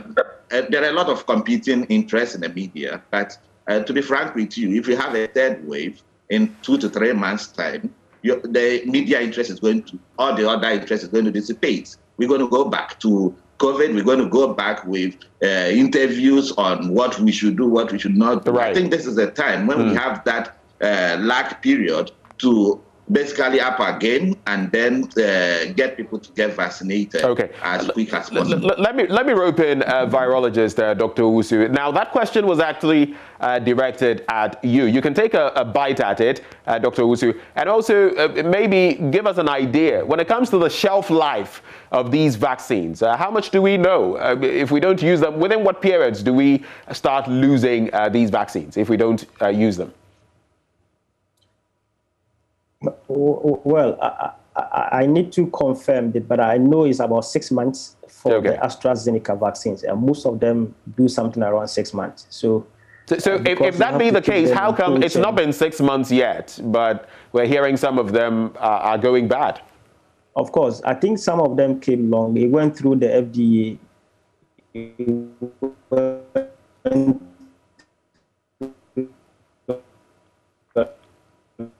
We're hoping the connection can be worked out before being on the field. So a lot of I mean, you need to confirm this with the FDA because they have the drug insert products for both Russian one and the AstraZeneca ones, and they can best tell the exactly. But I know is what I heard and what I've interacted is around six months for the. Okay, so as we gear up to wrap up the conversation, and technology already trying to play games with us, but Dr. Usu, now the World Health Organization, among others, have been telling us that if we don't adopt the right measures, if Africa as a continent, if we don't get the full complement of vaccines to roll out, to vaccinate more and more people and get more and more people getting their second jabs and all of that, all the gains we have made could be eroded. How do you take that as a virologist? What is the reality in there? Is it unnecessary fear being peddled? Is that the reality? Well, I don't think this is fear, and this is the reality because of the nature of these viruses and how they tend to play out. You know, African Union recently had a meeting where they were discussing about getting some African countries to be able to manufacture our own vaccines. It looks like for now we have, I think, about 5 or 6 countries, and 2 in North America, Egypt, Tunisia, and then I think South Africa, and some other 2 additional countries that just have the infrastructure for manufacturing vaccines. But then the question of even purchasing and buying these vaccines when they are manufactured in country in Africa is one of the biggest problems. Whether Africans will have the will or the political will to procure these vaccines. For so many years now, our vaccines are highly subsidized through UNICEF and through the Gavi Alliance. So most of the vaccines we get, from hepatitis to polio to measles to the mumps to the rubella, and a lot of them are things that are heavily subsidized, and some of them even come as free. So we feel used to getting some of these things just free, and most of the time, even if you have to pay, it's low. But vaccines is an investment. Companies invest money in vaccines, and companies manufacture these vaccines, and they have to get profit from it. So the question of resourcing countries in Africa to be able to manufacture our own vaccines and also procure our own vaccines is something that the African Union has been debating and looking at it a lot. Because now we have seen how nationalization can affect all of us as a people. Countries where vaccines are manufactured are trying to even pass laws that will restrict exportation of vaccines and COVID-related material from their country to other countries. They want to ensure that their people are safe and fully protected before they look elsewhere. So we ask ourselves, should we continue to always depend on Western powers and other developed countries for some of these? It's not sustainable, and we may put our lives in danger and at risk. And COVID has taught us a lot of lessons, even with this particular vaccine. So yes, we can say we need it, and we have to make sure we vaccinate. But if you even have the money, where do you get it? You don't have the power. And for us also, we do not participate in a lot of the clinical trials. So we don't even have the bargaining power to even ask of a share of what we think we deserve. Doc, should Ghana start contemplating, building capacity in this regard? Because the reality is that almost every century we have a virus like this that wipes out part of our global population. And the fact too is that viruses keep evolving, and we're going to have many more hurdles to climb in the next few years, decades, and all that. Should Ghana be building its capacity when it comes to the manufacturing of vaccines, I should say? I think the president did indicate in one of his announcements, addresses, that he is going to set up a committee that will be headed by, I think, the Minister of Science and Technology, the former Minister of Science and Technology, to ensure that we have some vaccine manufacturing companies in Ghana. I hope that this will become one of our major priorities, and then do this and do it very well, even to the point of exporting this to elsewhere, not just for human vaccines, but even for animal vaccines. I mean, the veterinary, for instance, is one of the groups that, if they are empowered, they can manufacture vaccines even to be able to contain and manage the viruses that infect animals. We understand that this SARS is a zoonotic virus, and going forward, zoonotic viruses are going to gradually emerge and re-emerge and infect populations. So whilst you look at the human aspect, if you don't also resource the veterinary aspect for them to also produce large vaccines to even prevent, possibly contain these epidemics from moving from animal level to human level, then you wouldn't be doing much. So there is a need for us to look at this broad One Health approach, where we resource both the human aspect, the animal aspect, and ensure that we close all the gaps, so we'll be able to deal with some of these things when okay. As you said, I mean, it is very possible that the next virus or the next bacteria that may come up may be more virulent and more can pose more danger, because as we evolve and as we move on, and so we are closing in on some of these populations and moving into wildlife habitats, we are likely to endanger ourselves. And this is why we need to build good infrastructures, equip scientists, invest in research, invest in manufacturing sector to be able to manage some of this in going forward. So I do share with you, it should be a priority for government. And I think that if government takes upon itself to do this, I think it will be one of the biggest achievements that we're going to have as a country. All right, so this question is for both of you, and then we wrap up on this conversation. And it's one that a lot of people are contemplating. And I'll start with you, Dr. O. The possibility of mixing vaccines. I remember posing this question some time back to Dr. Bediako, and he had his own responses. Now, it's becoming our reality. We may not get more, or at least as many AstraZeneca shots as we want. Can we use alternatives like Sputnik V? Can you take a first jab being AstraZeneca and a second jab being Sputnik V? What are the implications, the contraindications? What should we be looking at? A minute each to you, Dr. O. Let's start with you.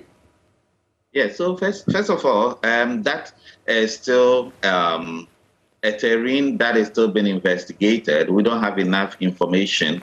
As we speak now, even with respect to the technology between the different vaccines, what they are using may be different. The best thing is still to get a second shot of the same vaccine, and I believe that is still the priority, a drive to making sure that we source enough to make sure that when it is time to receive the second vaccine, people will get it. But if we're pushed to the wall, the point is, if we are pushed to the wall, you're simply not going to get AstraZeneca again. Let's imagine that worst case scenario. What do? Do you start the vaccination all over again? So that's what I meant by this is still under the science. If the two drugs are not compatible, if they do not give you what you expect, it does not necessarily mean that you will give it, okay? It may mean actually restarting vaccination with a new vaccine in the same people, knowing that may mean actually taking 2 doses of the Sputnik V and almost considering and that's why I said that there are still discussions, there are still investigations.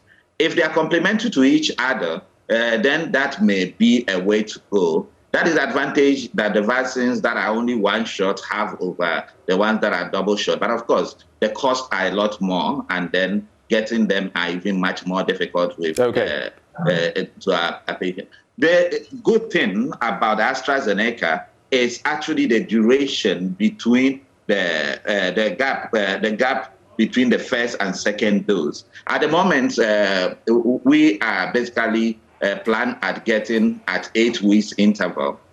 We know from enough literature that up to 12 weeks is actually acceptable, and may actually in some literature showing, like in the ones coming from UK, and there is a paper out in the Lancet and that is part of the reason why UK is doing a 12-week second dose compared to 6 weeks in other places, or 8 weeks. So we may still have a lag period of 4 weeks from our stipulated 8 weeks for a second dose, and I'm sure we are feverishly working towards making sure that we get that. But then if we're having vaccines expiring, that is not really the discussion, because if we're losing 500 vaccines, and most of those may be actually from vaccine management, these are cold chain, how do you manage and all that.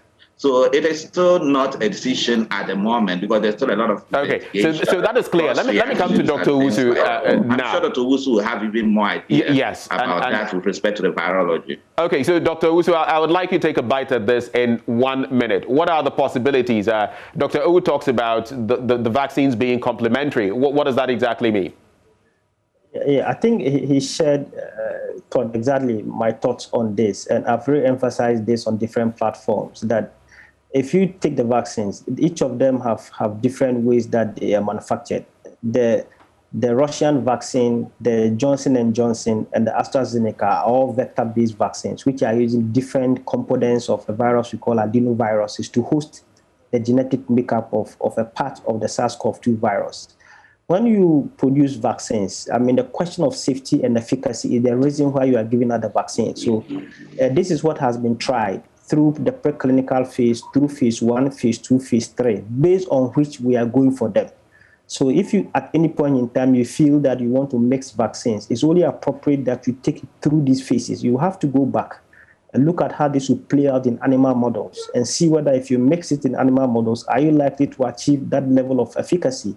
Are you likely to achieve that high level of antibody? Is it going to be safe? And then you move it to phase 1, where you have it about maybe some few hundreds of people and see how this will play out in them.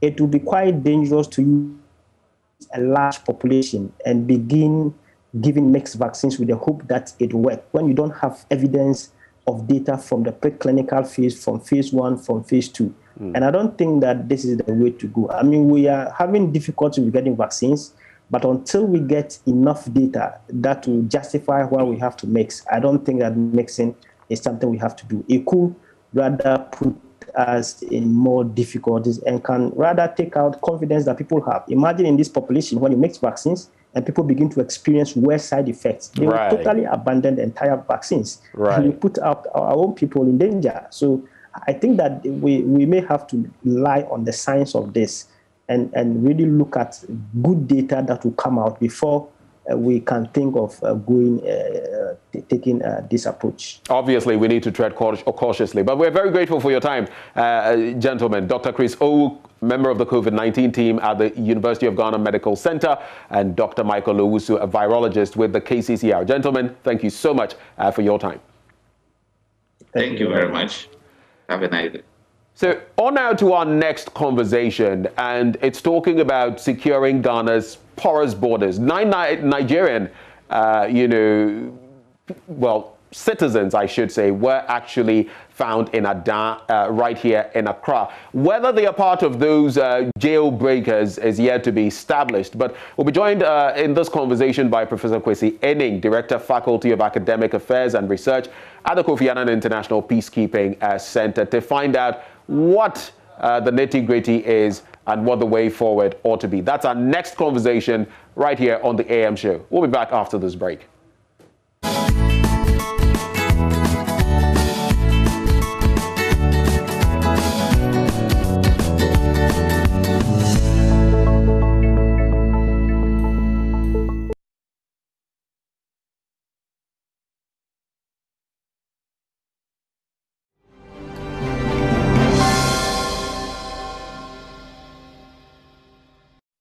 Welcome back on the AM show, and we talk about another crucial matter when it comes to our national life, security. Now, joining us for this conversation with regard to some escapees from jail from Nigeria, recently we heard only yesterday that 9 people suspected to be of that number had made their way through Adan into Ghana. They had been apprehended, but the question is, how many more could have slipped through the fingers of our security agencies? Joining the conversation, Professor Kwesi Enning, Director, Faculty of Academic Affairs and Research, Kofi Annan International Peacekeeping Center. Prof, a very good morning to you. Thank you so much for joining the conversation. Well, good morning. It's always a great pleasure. Great. Vindication for you. You said that this could happen, and it has happened. Do you feel vindicated? No, I feel that we need to collaboratively engage, that we need a process where the professional technical securocrats will draw frontline communities, bus drivers, farmers, hunters, landlords, landladies into this conversation and give them clear guidelines as to what to do if they experience, suspicious movements, suspicious gatherings, and, request to rent rooms. So I don't have much to celebrate. As I head towards pension, my aim and my dream is to contribute to using my knowledge to help secure this country so I can put my feet up, play with my grandchildren, and continue to sample my malt whiskey. Interesting for you, but could this imply that we could have the case on our hands where some of these nefarious elements, now it doesn't really matter if there are criminal elements crossing into our country, it doesn't matter whether there are a number of those jailbreakers or not, it would mean that it would be some security concern. How much of a concern would that be? If some 9 have been nabbed, is there the possibility there could be others who have already made their way into Ghana? No, I don't have any doubt at all that there are others who have succeeded in entering and there are others who are on their way. Why do I say this? Because I've had experience of traveling along our northern borders a couple of times during the COVID period, plus the western boundaries, doing some work on small arms and, conflict and development assessments. And, the borders are very porous, to put it very lightly. There's very robust movements going back and forth, even though they are supposed to be closed, both on motorbikes, on foot. So whilst we should be happy that at least these 9 have been arrested, I think anyone who lives along those borders and knows how our borders look like will conclude that there is still a basis for some concern. But let me say this, the movement towards Ghana is really nothing new from Nigeria because, Ghana and Nigeria have these close relationships that in any time one country experiences crisis, we almost see the other as the legitimate first course or first stop in our search for protection, for accommodation, for solace, and, to be able to move on.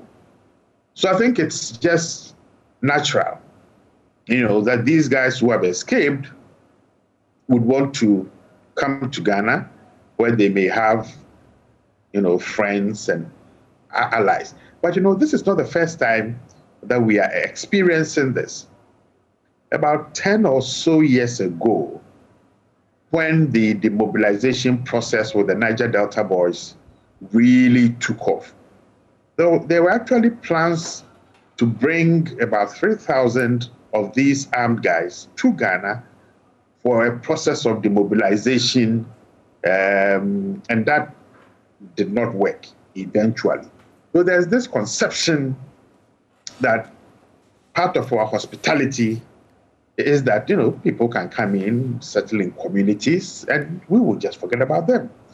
And therein lies my plea to the frontline security agencies to draw in communities and people who traverse these borders into the conversation, giving them very petty technical skills.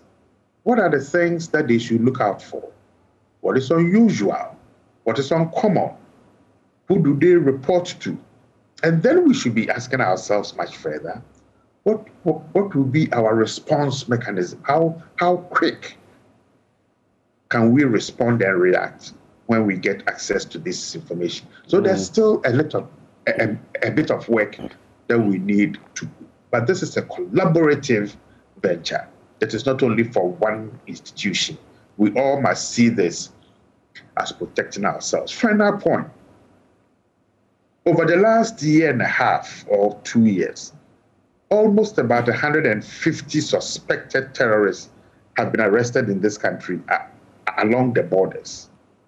Okay, so we are facing a much larger problem in terms of attempts at infiltration, at settlement, at planning, at recruitment, and possibly, taking action. So we all need to be involved somehow.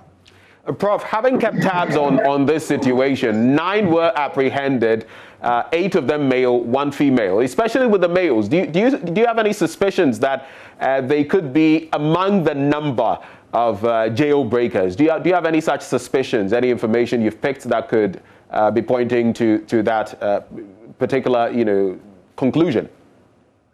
No, not yet. But probably we shouldn't get too diverted as to who they are and what their backgrounds are, with particular respect to the jail breakers. And that is why I've come in with the example of the actual numbers of suspected terrorists who have been arrested and dealt with in the last 18 to 24 months.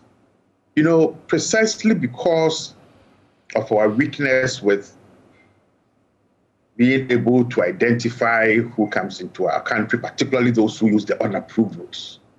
We've actually become some form of an attraction. We have huge, forest areas where over the past 3 years or so, there have been some fairly suspicious murders and, deaths within these, forest reserves. Small arms flows are massive. So were these guys not even part of the jailbreakers, there is still concern, or there should be concern, about the porosity of the borders. But even more worryingly, the rapidity of our response and the coherence of that response, because multiple agencies played this role. If you remember, a couple of months ago, one person was able to cross these borders with a stash of cash and cocaine, in which by the time the cocaine moved from the border area into Accra, 2 agencies were quarreling, about the weight of the captured cocaine and what had actually been recorded. Right.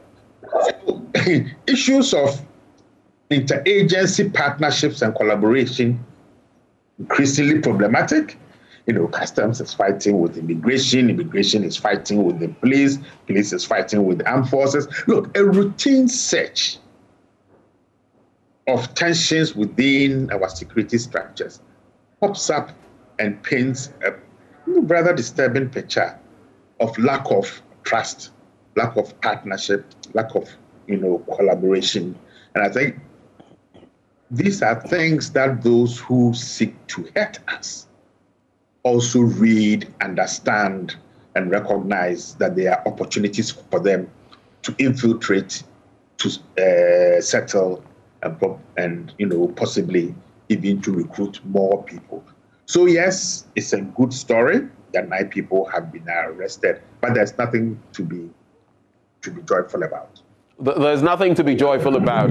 Let's stretch the conversation further. You talk about terrorism. Fortunately, we've been spared from the major scourge of that. In the sub-region, you'd notice that most of the countries surrounding us have had their own brushes with terrorism. But should it be confirmed that any of them is a member of the jailbreak team, so to speak, how much danger would this pose to ordinary Ghanaians? Now, those who broke jail, we saw some of them using rocket-propelled grenades, machine guns, explosives, and assault rifles. Now, these are, ammunition that could do a lot of damage.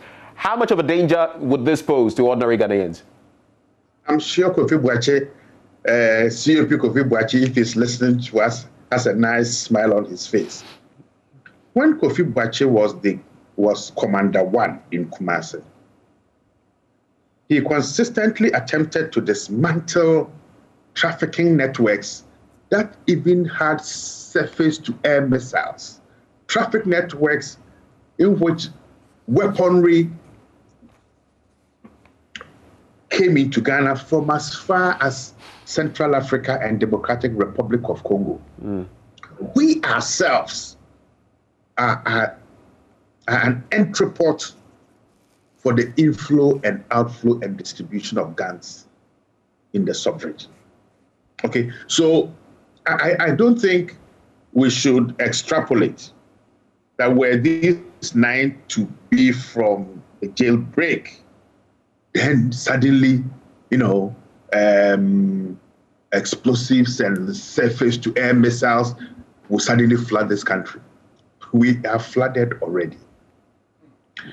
I was in a town along the coast of Ghana a couple of weeks ago, and the shore had all these AA and AB bullets washed onto the shore and much further up. And I wondered, where did these bullets come from? Which part of the country, Prof? Do you mind sharing? I was at Pram Pram, the beach. Wow. Okay? And there were these bullets that had been washed onto the shore. Okay, I had gone to Pram Pram for a meeting and took a walk along the beach and saw these things all over. Okay, so let me make this point and make it very clearly. Foreigners are not the cause of the infiltration of guns, sophisticated or otherwise, into this country. We ourselves import guns, and probably after this conversation, try and find out how many licenses have been issued for people to import guns into this country.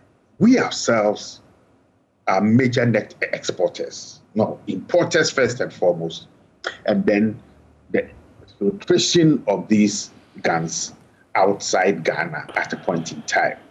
In 2016 or 2015, the Kofi Annan Center did a nationwide study on the status of our armories and magazines in this country, with the exception of the Ghana Armed Forces and in some instances the police service. Our capacities to protect or stockpile and manage our stockpiles were very poor. So let me give 2 very quick examples to show you the levels of poor arms stockpile management in this country. When the secessionists attacked, was it last year, the ease with which they got access to guns ought to have raised a question about the management of these guns in the hands of the statutory security forces. That broader conversation has not taken place. Prior to the secessionist attacks, armed robbers had also attacked several police stations and made away with automatic, rifles.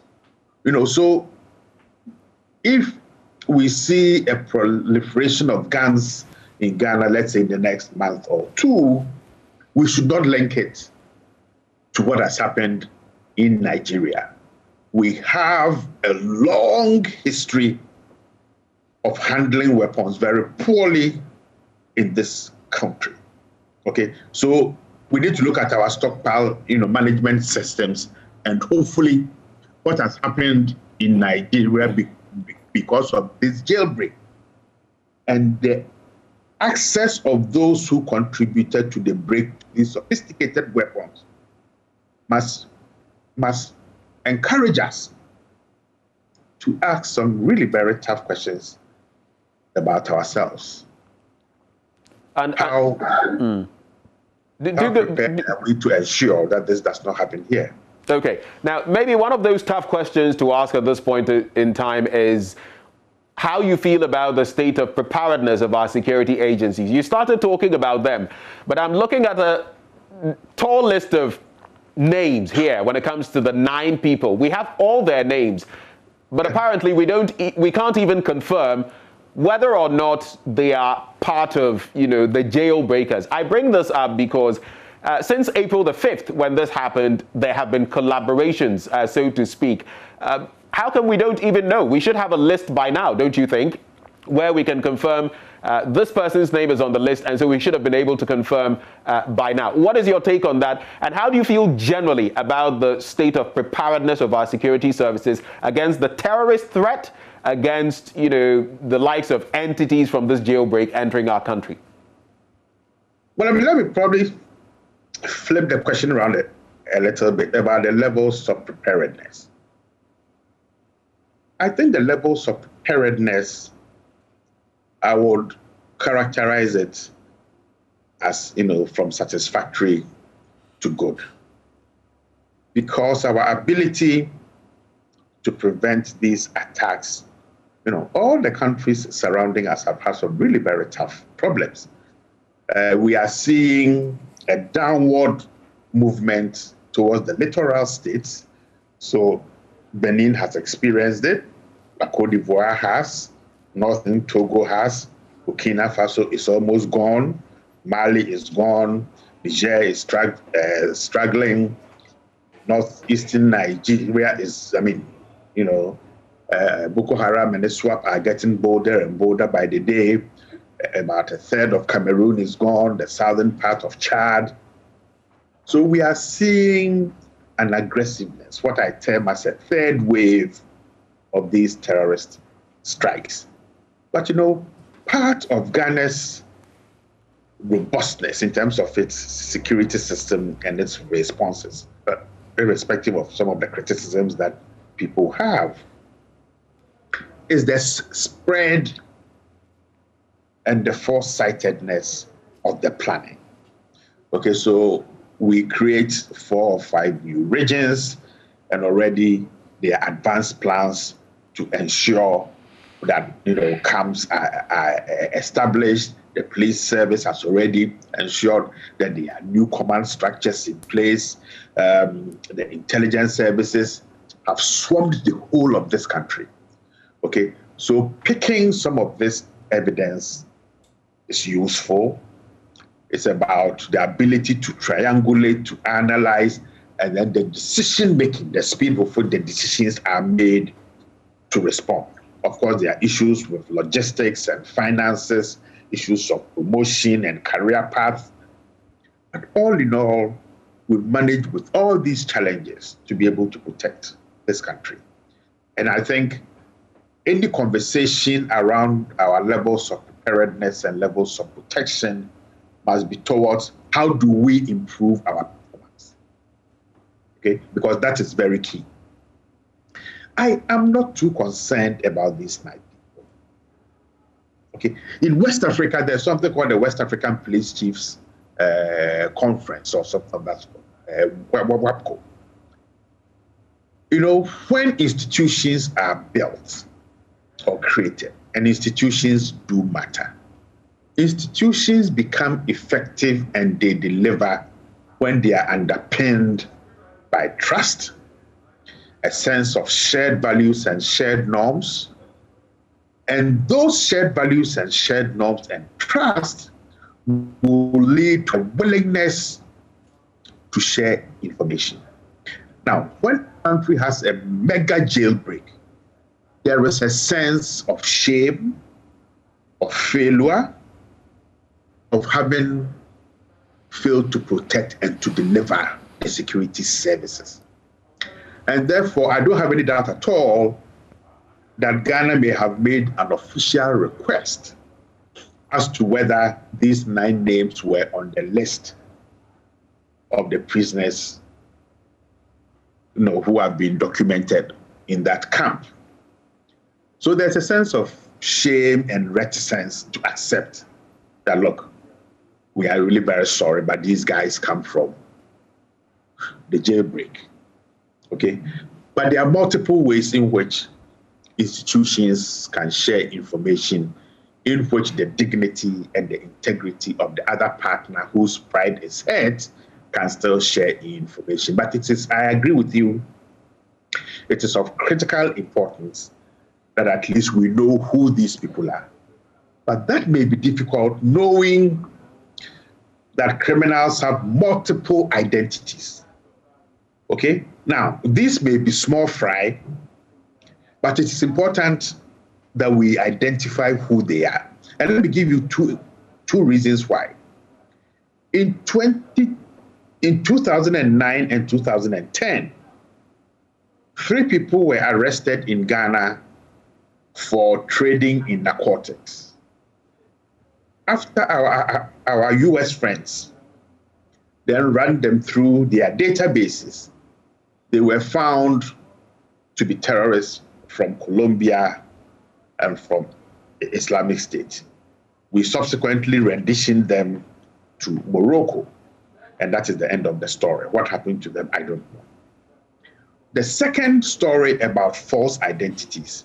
If you remember, there was once a governor of the Bank of Ghana whose daughter married a major drug kingpin. And our intelligence services, in checking the man's background, were not able to find that this guy was a crook. Okay, so we live in a globalized world where access to multiple identities actually is fairly straightforward.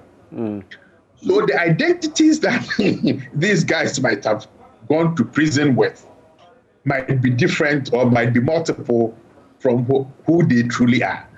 So probably it will take a bit of time for our Nigerian partners to furnish us with who these people truly are.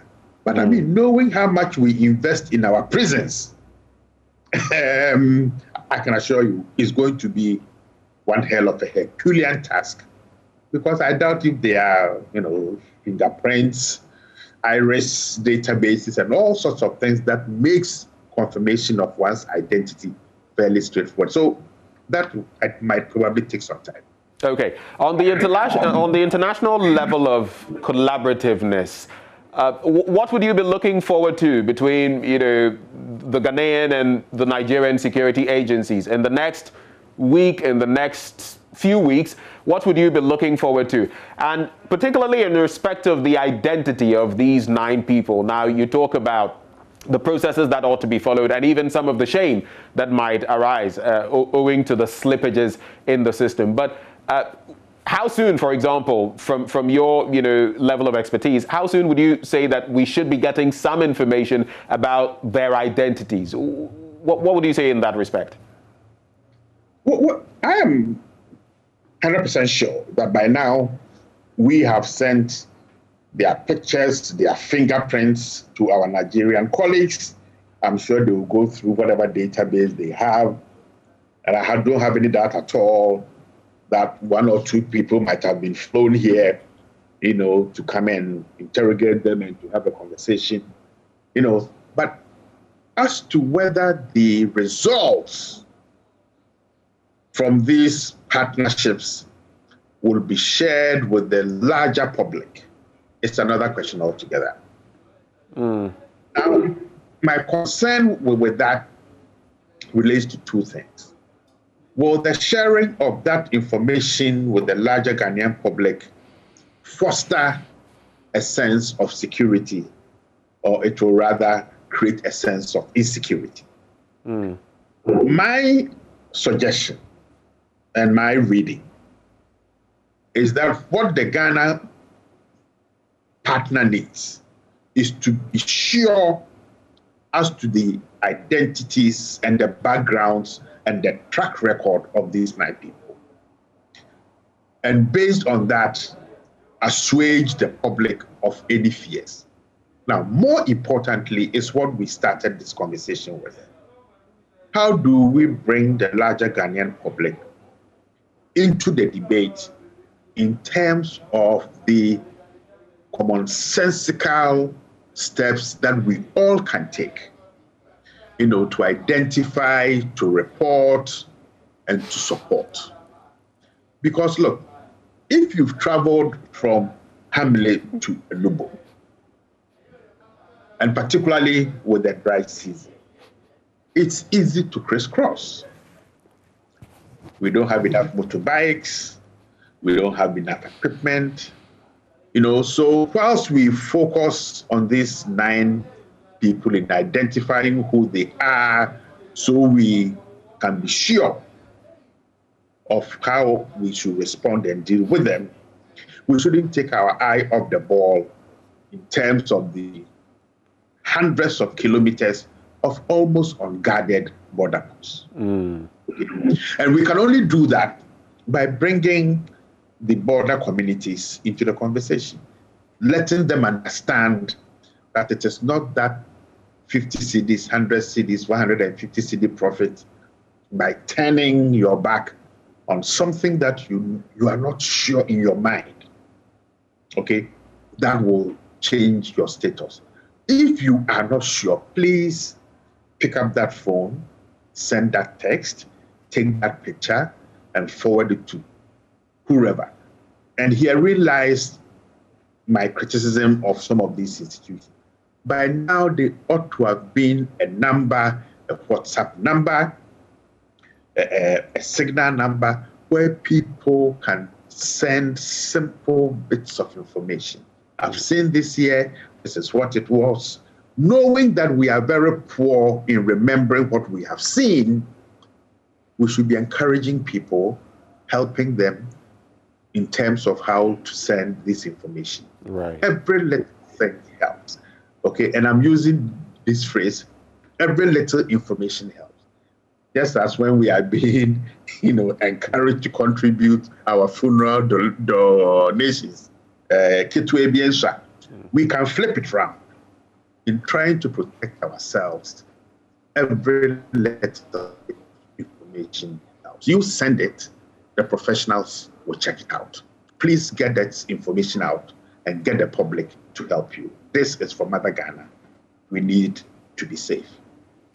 It's been a very revealing conversation, and it's always insightful, discoursing with you on matters to do with security and beyond. But Professor Enning, we are very grateful, immensely grateful for your time with us this morning, and I wish you the very best of the day, sir.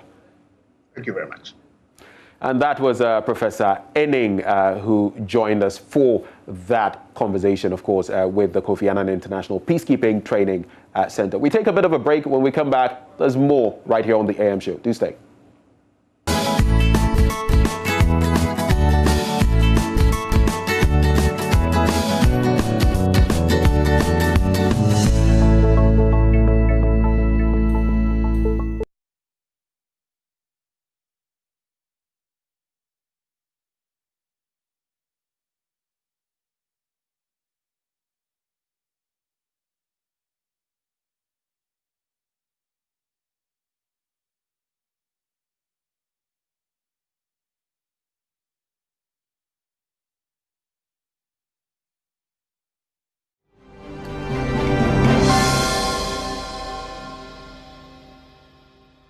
This is the AM show. Welcome back. Now, it's all about the Driving Safe campaign. The National Road Safety Authority is set to introduce a new toll levy. Well, in 2017, the matter was brought up, but that took a bit of a twist and it had to be taken off the table. Judith Awachitando, my colleague, has been interacting with drivers on how this will help eliminate the carnage on our roads. And this is what they had to share.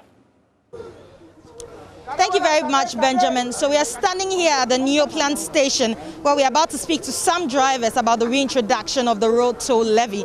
Now, if you could quite remember, back in 2017, in July, the road toll levy was introduced by the Transport Ministry and received a lot of public backlash. The public was against it seriously. Now, fast forward to 2021, in this month, where road accidents have become a norm in this country, the Transport Ministry is reconsidering its decision to reintroduce the road toll levy. Now, we want to speak to the public as to whether they are in favor of it this time. We are yet to find out. So there are some drivers here where we will be asking them what they think, whether they think that this road toll levy would be good this time. Hello, sir. Yeah. Good morning. Okay, good morning. I'm fine, thank you. Patrick Ferguson. Benjamin. Okay. Patrick, Mr. Benjamin. Road toll levy here, the babium. What shall I know the say, if you are seeing a Ghana for you now, but you're too dear. The papa. Emma drivers. They were drivers. Because a idea Ghana buying, then in penny for trans, I'll drain home. And on what the abba or my name. After towing cars, I be see gent to gent. Ebe protect young drivers no car say ya so they say wa twe no akosi baabi papa na kwan ma da ho ma drivers no we twa bi kakra bi e dia ma aban no because car na aban no kokra de buy is ka fuel a obeto gun obetwe car no is ka aban timi fa sa aka nyina so they say na aban adwen ho de wa nyina ba o man nim say me bo o man no na yen Ghana ni for na cho man nim no almost about 70-60% ya dwen no nya dwuma emu abane dia abane jai ka ne nsiwo ona akokra awoboka akokra dia ba nsiwo so that say ti ye tie man ni mu si ya mu abane dia abane so ni hwe ye biem nti owuo na ne bewuo afa ni atra ase adwen wanhu se dia abane ni pani for tra ase di ba ye no eye ebetuma afa de ebetuma boy dia okay we are okay egitum. It's we are ready, sir. Why are ready, sir? Sika. In case Okana say ya. Imagine say, yan Ghana for no. Ye is car a tiano and ya. It's your banner say insurance now kwaya. Say 20 cities another come home. Graduate now kwaya. A 1 city another come home. I'm our car. If you can't say see what Ufa phone now fra. Or they say Beyonce computer. Or that's what here. So that's it. As a car, Tony can be told car if you because my papa. So that's it. Sir, it's here at your man, Yajia and Yajuma, I'm more buying or not. Whoa, the car, convoy, and a car, motor in the animal. Security in the animal. So that's it. Yeah, that's the part. Sir, it don't know Namwa or Nipa Bonham by a garden. Who never knew Kako says he was one never got it. Pastor says he can't come out to get him. Meanwhile, Caro, baby, I can't see soon yet. Why never took Caracos with Papa? Why never play Caracos with Papa? Again, said Yajuma, my You're guardian, Papa. You can study free trip. Yet, no, but near so man say, Ghana, Yajina idea. So that is Mr. Benjamin, who is a driver here at the New Plant Station. He is complaining bitterly about Ghanaians' decision back in 2017 to go against the road toll levy. According to him, it's something that is going for the nation, and Ghanaians should be mindful and agree to this. So this is another driver, Pacho Efrause. Good morning, family. Pacho, road toll levy na ye de bano. Osha yema Ghana na. Papa. Yema and papa. Yeah, beginning a banjo when in the penny for during a core parliament, we be almost passing them out. No. Yajitu mono. If you say, oh, yeah, and obviously, so there be there. Because so there be obesity, and a banny jay. And they are among us accident, CCC baby. Almost a imperial sergeant, no, by compulsory some of the bar. Even young Davos Yakani, Jamba because some of the bar, it's almost the bar, none accident is your testimony. In fact, Nan can I say within a new 2 hours simple, make a Tesano police station and no yao, but 20 rounds. But 20 Caribbean to me who say the car sending a in case of some Muchukrana, Omunchiakrana, by force, so Muchia. Because watching, Opasoko down. Can you chum? I send this here. I see that within 2 minutes. Within 2 minutes, much to Kano, every yard, the mobile Kano. Now, sir, yeah, your Mamuno, Sabika Fata, you know, 180%, and you're correct. And so far, you're still police for MT2 special. There may be our said that so much to consider. Now, Saturday, you're down back home. Tesano. Saturday around 4:30 to 5. Well, Lord, you say, of course, I might. Just Robert Minupe. Or say, I followed 80 Davan and 2 boot. Now, Lord, you can clear be our fan or 2 boot my day. I'm not doing a call yard. I could, and yet, Passengers are calling me. In fact, so in a kita police in India and a kita robber. Not yet, imagine.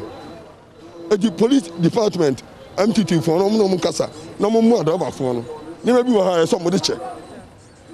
Never be hire somebody check. Why? It's so mala. So this driver is also agreeing to the reintroduction of the road toll levy. He also is complaining about the Tesano police and how they have been handling some of the drivers here, and also how they handled the accidents that recently happened on the Tesano road. So this is another driver. Pacha, over to me about him, Kaka. Hello, sir. Pacha, Efrause. Let's go. Abdumako. Baby, do friend Wafa. Wafa. Pacha, road toll levy. What's it in Crofasem? What's that? Oh, pa. Sir, Omo introduce here. Yana Keso, I say, I send combat implement it. Bayan driver for ya ni bebre no na e said there. Enya ade a ye betua. So they say bayan adwen ho no yetumu say ehu hia say eba because me fa kwan no so de bia ade bia me kwampa me boane say car bi ensei nsi baby. Your problem driver de biara bia driver on kan kre. Car says baby dia e risky ntia no de mejitum pa. Na de ham ni say before na say Ghana for no. So they say ade de beba no enforcement some be force say car says so I start to see etua no. Car ne says pe so mo bomodin so between free kwan so cause near start etua. So na ebetimi aba so say bia say betua na box say wo car say na bia ba betwe cars ni bo bia skasem ha nti e be means bi. So they say na be bi say bia road wet ni etua na de aka ho ana asese ya enu mbeboa en ha bebre.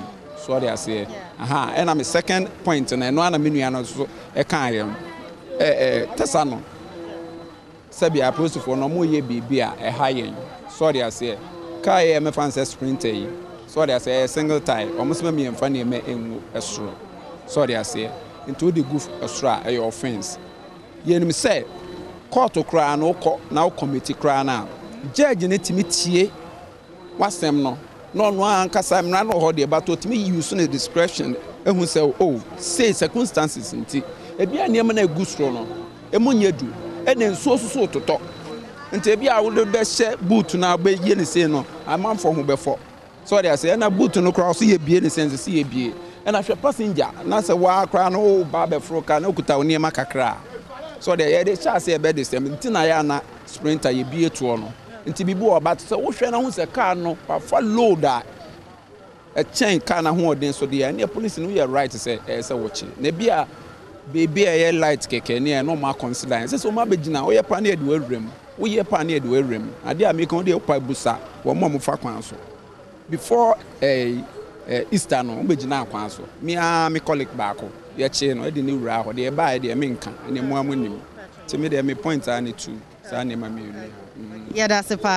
So this driver is telling us that he used to formally think that he was formally against the road toll levy, but now after thinking about it for some time and with the road accidents happening frequently, he thinks this thing should be brought back.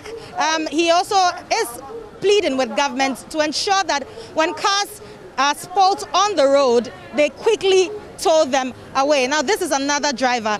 Pacho, Yafra saying? Eric, Pacho, wusha road toll levy. What is the encrofoka? Eyamaye. Eyamaye. Ebe boy pa because Emma make us say uka se kwesi kwemu kwampo.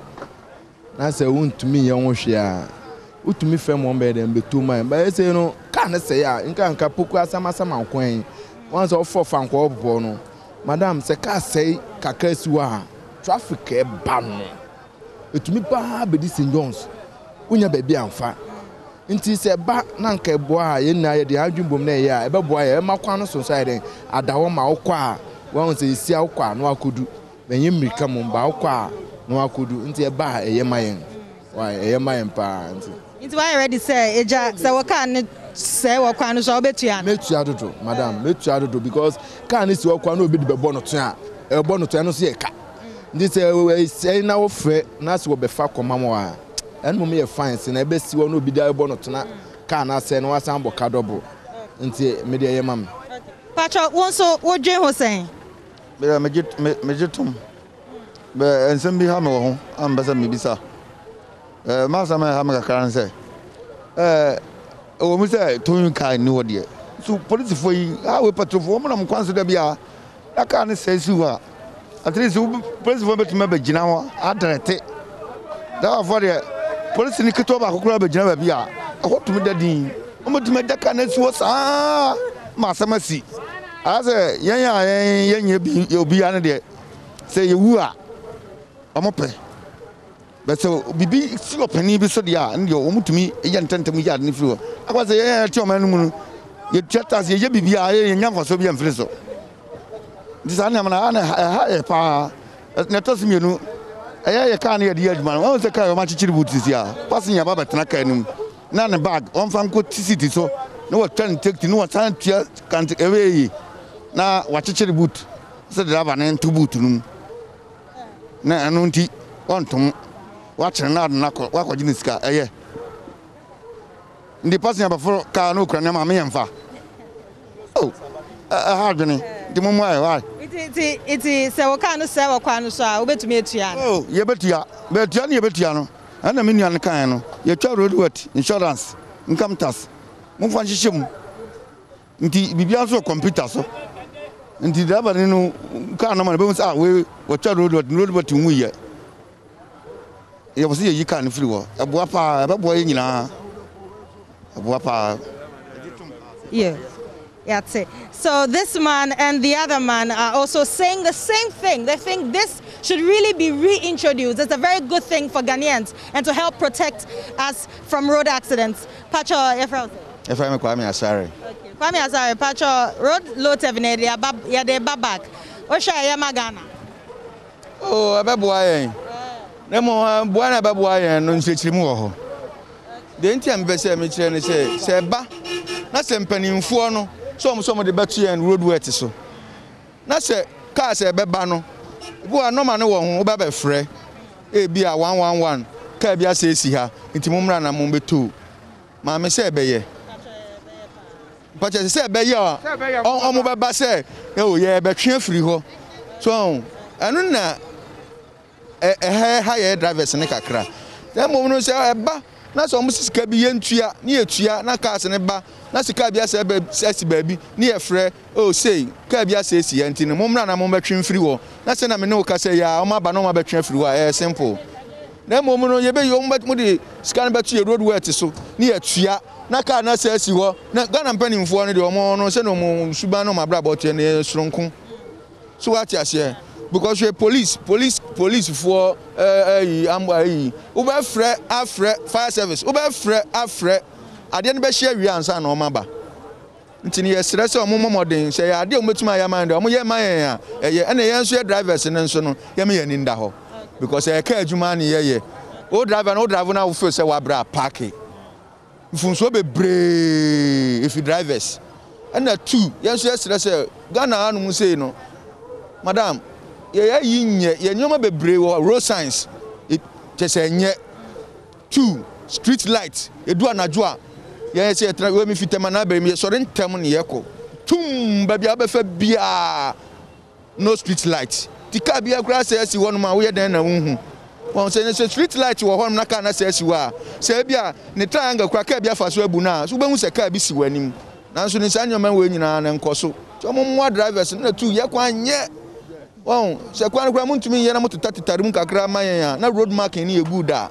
eye mayen so na abobo ya no mu ne sa we no mu no so no omo mpa omo kwan ma omo hayen wo kwan so omo mwaye o man ni mu ye bread harvest no ye ntimi ntuka se ye kwakoku nipa na momu no enyoma no nioma ye ha se madam COVID-19 ba ye mpanimfo me ye mfa fofo the whole station yankun a tretre ne ye fa fair ni eje an eje tretre from long 1 year to 2 years and no an eje won nti ye hia se o mo mpanimfo no so mo ma woni ada ho ama ye driver se na driver fo e na ye nso e ha ye na so ye dan ye tumi kasati ye sere se mpanimfo no mo mo aye yeah that's a pa da pacho also what join Hussein road low levy aye so open anybody aye se na be ya Ghana man na ye betuma afo so ene na ya samu no bibi ho a se ya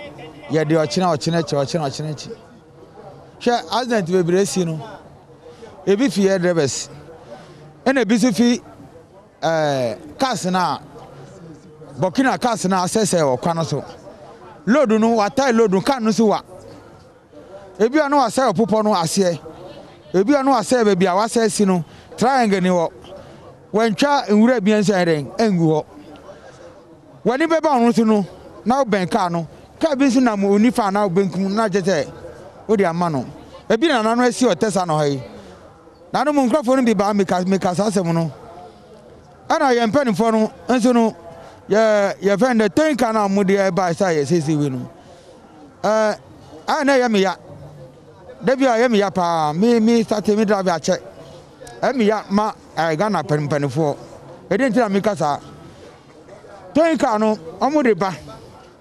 Towing car ni sisi ho. Nso se ye friend car no nya car no access you a. Car me pet ba si ho sa. More than 3 days for every quite 1 week. Ebi ye engine, se engine ni break a. Ebi ye engine okwa no mu wa. Ansa na wa tu car no. Nso nyina no police for na nkwa no so mpani for na nkwa so. Omo nka ho hwe. Aho no me pacho, omo mbombo na mutumi eren. Omo tumi show man. Me show ma, na ye kwa no so. Omo hwe no omo ye kwa no. Me dem ase. That also Obeka then wo levy. Yeah, kwano. Can say levy ni to yina na. Omo to ka na. Try. And nka omo ye no all right because in this car say si kwan so be say 2-3 hours. Moment e be say na say omo ye den. Omo yi free kwan so. Nti omo eji scan kran na enye hwe. You bet to me etua say we can say we kwan so bet to me etua na. Oh, so bo mo de beba no ye hwe na say price no ye okay yeah that's a fan. But so Obeka dey. Me dey the market da ko. Sisi ade na mo say ani blaba. Enti mesre bi nua dra for say mo me anyintum. Do wo kro kasiem do wo village.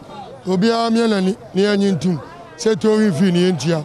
Because you say about na dey on fanche. Na wo no so do so. Omo ewu no so se bi ni beble.